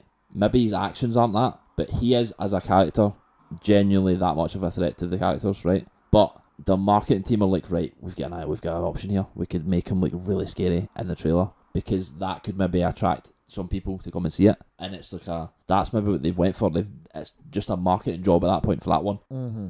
That might be different for all other trailers. That's a specific case. Well, what I was meaning in comparison to like, can I really be blamed if they're like, we're going to depict Ultron as scary because he technically is, but then if the movie as such doesn't fully depict him as such, can I really be blamed for then being a bit like, well, that's a bit shit. I expected A because you told me A. I think a little, because... And I'm saying that, sorry, in comparison to like, I didn't necessarily make out Age of Ultron a bigger movie in my head because of like, I'm looking at MCU, I'm looking at canon, I'm looking at comics, like with Doctor Strange 2. That's what you're using. Using Doctor Strange 2 is more of an instance where, while the trailers maybe were a little bit sort of edged in certain ways, the problem was more how we filled in the gaps. Yeah, the problem is like all trailers are out of context because they're not showing you sequential scenes, right? Well, yeah, that's true. So in a way, you're filling in the gaps always. You fill in the gaps when you look at like something in the street and it's like a bit weird, so you fill in the gap with your head, right? Yeah. That's just what you do when you look at something. So when you see a trailer, that is what you're kind of trying to do. And we've obviously, with the context of it's in Marvel, right? There's multiverse stuff. Oh, that's there. That could maybe be that. So we've ran away with it. But the trailer itself is representing the film and what it is. Like, all the scenes that are in there are in the film, right? Maybe there's one or two that isn't, it didn't make up, whatever. And they fit in the context of the scene. But in the trailer, it looks like a different film. Yeah. But that's... that's because of us, not because of the film itself. But that's... Then you understand why I'm saying there's a slightly, like, how that compares to Age of Ultron, and that movie, that trailer is that movie, but again, the choices they've made are not representative of the actual end product. Well, that's where the trailer... I don't know if Joss Whedon cut the trailer. I don't know if Sam Raimi cut that trailer, but Joss Whedon might not have done that because he's like, this isn't my author vision for the film. And that's where, like, if you saw Age of Ultron with no trailer, you would have liked it more. Yeah, 100%. Yep. And you would have taken the vision, whatever it is, at face value. But because trailers exist, you've seen the film before you've seen it. Yep. So you have a prejudge already. You've judged it already. Yep. With all of your personal bias and context and everything involved. And that could, even if you love the film, you can still have a negative experience watching it because you've interacted with it in that way. Yeah. And that's where I think Age of Ultron for you is falling apart. Even though I think it's your fault and it's the film's fault. Yeah, aye. And the trailer's fault specifically. Aye, it's basically a different issue than Doctor Strange. Aye. Well, aye. It would help if, like, we knew exactly who cut the trailer, why they cut it that way. I don't know if we'll ever know that. No, and I know. I think trailers are a necessary evil and that they need to advertise it so they can get people into the cinema to see it. But I do almost feel like sometimes trailers can be a bit like machines almost, because... That's the problem. When you get an intelligently constructed trailer that does both things, that's the perfect trailer. When you get a trailer that's like, oh, I need to go see that film now, and it doesn't spoil or like do too much in it, it just does enough. That was Oppenheimer for me. The Oppenheimer trailer. That's what I'm saying. Nolan's Dunkirk's trailer, great. Dunkirk's trailer was Oppenheimer's really good. trailers, great. Look, all of his trailers, maybe the Dark Knight ones and the Batman ones get a bit squirrely because it's Batman, they need to deal with it a bit differently. Yeah. But all of his trailers, apart from Tenet, but that was like a weird one, COVID, like it was just coming out at the end of it, and I never saw it. But all of his trailers, I'd say, are like that. They're very teasy, and they're just giving you little hints, and then they draw you in. That's what the best trailers are, I'd say. as an example, there's probably more out there, obviously, but a quick one to draw on is that. I think, I have to, because we don't know this for certain, but I mean, it might vary. But yeah, you really do just want to have, if not an actual director of a trailer, you want to, I want to know for a fact that like Sam Raimi watched the trailer for Doctor Strange 2 and said that's good, to put out. That works. Aye. And then if that was the case, then maybe I'd be a bit more like, okay, more it is our fault. Aye. But like you're saying, yeah, Joss Whedon like watching the trailers for like Age of Ultron, I can't imagine him being like, well, that's not what the movie's actually like. So like, unless he's like, oh, maybe we should make Ultron a bit edgier, and I'd hope he then go, I would hope he would be the one to say, as a director who fucking created the vision, to be like, oh, well, he's not quite that serious in the movie, so should we be showing him as that serious in the trailer? Again, speaking about the context of it, I think it's harder to judge these films, cinematic universe films, in that way, because they're trying like to I'm latch saying, on the context. That's what I'm saying. Like, to make it darker is like playing a point. Like Dark Knight suit, oh, we could be edgy like that. Yeah. So I'm like they're fighting against each other, but like a standalone film can be anything it wants to be. Exactly. It doesn't have to deal with all that stuff, that baggage. I was going to say as well, like on more of the Doctor Strange side, like some of these people are going to maybe try and think about it, like how do we, as marketing as well. How do we show things that make people definitely think whether it's in the movie or not? Aye, so like maybe the people who made the trailer had the full context we had, like, or if they show this, they'll think this. Yeah. And that'll get them in. It's good marketing. It's shit for us. Yes. It's shit for the film, ultimately. Because people are going to be like, I didn't think that was going to happen. And I didn't think that was going to happen, quote, as good or bad in certain contexts. Like, it could, like an M. Night Shyamalan film, you're expecting to get a twist, and most of the time it's really good. Yeah. So it could be a bit of a balancing on a knife edge. But I think if the people making the trailer were like that, I'd be very annoyed to find out. I wouldn't be happy. I know, yeah, that's definitely true, actually. Because, yeah, there's like levels, like them showing a couple of funky shots with Doctor Strange 2, where it's like, oh, that's like the Illuminati, what if this, what if that? And it's like, maybe we shouldn't give them buck for that, because that ultimately is like a great bit of like show them this little, like, oh, look, fucking, one of the members of the Illuminati are there. It's Professor X, you know him from another movie. And it's like, okay, I'm a bit annoyed that gets spoiled for me, but also, like, oh, the marketing concept, perfect. Like, I know that guy, that's on a concept I want to investigate. We are now going to fill in the gaps, and that's on us. I compare that then to recently, so this is a bit of I don't want to introduce a new topic list, like, we'll probably wrap up soon, but like, I watched a video by my friend Joe Brennan about movie musicals. Right. They do not get marketed as musicals anymore. The Mean Girls musical movie was at no point in its marketing referred to as a musical, or featured any of the songs in the trailers, other than very minor snippets that most people probably... musicals are poor money makers? Allegedly, musicals don't sell as well, and I say allegedly even though that's just categorically true. Makes sense. But that still feels, surely that's like bad, because it ended up being such a sort of a PR disaster for Mean Girls specifically. For all these people getting drawn in by the concept of Mean Girls, and them preying specifically more on the... Do you remember the movie Mean Girls? This is nothing like that. And everyone gets into the cinema, and then they all start singing, and it's like, this is a fucking joke. Like, what the fuck am I watching here? That's the Del Toro thing. It's along that line. It's like you're going in expecting A, you're getting Z. Those are the worst ones. Like, Age of Ultron was like I was expecting an A, and I got like a B to C with a little bit of A in it. Doctor Strange 2, you expected an A, but like it told you this might be an A, but it also might be a B, and you're like, it's definitely going to be an A, and then it was more B. Mean Girls was, you expect an A, and you get like an E.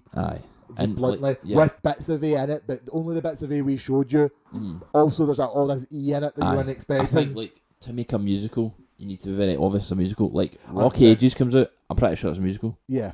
Like, if School of Rock were to come out now, I'd be like, that's a musical, because it's probably based on the musical. Yeah. Based on a film. Yeah.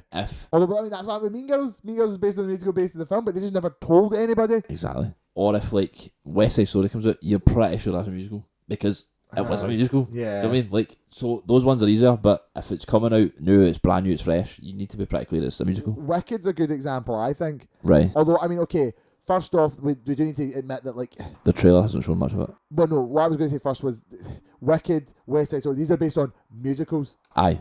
Mean Girls, like, if they did, like, a School of Rock movie musical, like, these are all based on musicals that were based on movies, so you think of the movie first. Aye. So, like, well, that's the problem. Like, if School of Rock were to come out now, I would expect it to be based on a musical, because the musical is the most recent adaptation, but most common a folk. normal human being, Yeah, it would. not me, insane person, would maybe think, I love how you throw me under it, but you're like, oh no, you're looking at the same person like that, like a Star Wars that. Yeah. And you finally get involved like, oh, I'm an insane analytical bastard for School of Rock. I love School of Rock, man. That's a great film. It's great, aye. Great musical as well. They would be like, oh, mind that old movie with Jack Black? That was cool. Maybe I'll go see this remake.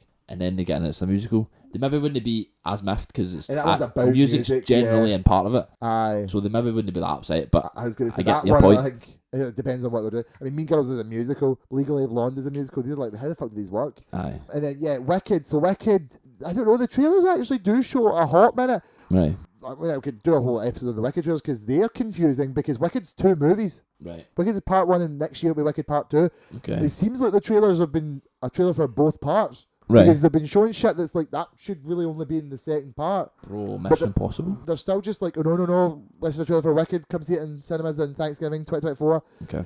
But then also, I mean, you guess you would maybe know that Wicked was a musical if you knew musicals, since it's one of the most famous musicals ever. Yeah. But if you didn't, they still feature very distinct moments of wholly original music. I mean, the first trailer for the whole thing ends on like fucking Cynthia Erivo ripping a fat fucking note. Damn. Like a fucking defying gravity. Defying Gravity. Like, oh, I can't sing at the minute, I'm sorry. I can't sing in general. Your throat is hurt. I just can't sing. I'm so sorry for Rebecca having to edit that one. Damn. I mean, like, yeah, you can't pretend that's not a musical. Aye, yeah. Although the first one, I think, leans slightly out of it. The second trailer, luckily, was a lot more like, no, they kept playing like little snippets of music and they showed singing and dancing. Right. That was another one. The Mean Girls trailer showed at least one moment of dancing from like a party. Right. And if you were just dancing. Yeah, if they were musically theatre coded, You might have seen everyone dancing. or like you something could've- like that. You could have also understood like, oh, framing and like she's dancing at the camera. This is Yeah. not a musical number. But Right, if you're not aye. expecting a musical and you see people at a party dancing, you're like, okay, it's like we're talking like a second Aye. flash by. You're like, well, okay, it's just people dancing at a party. I don't even. Sorry, what? I'm on the next clip. Like Aye. we're already moved on.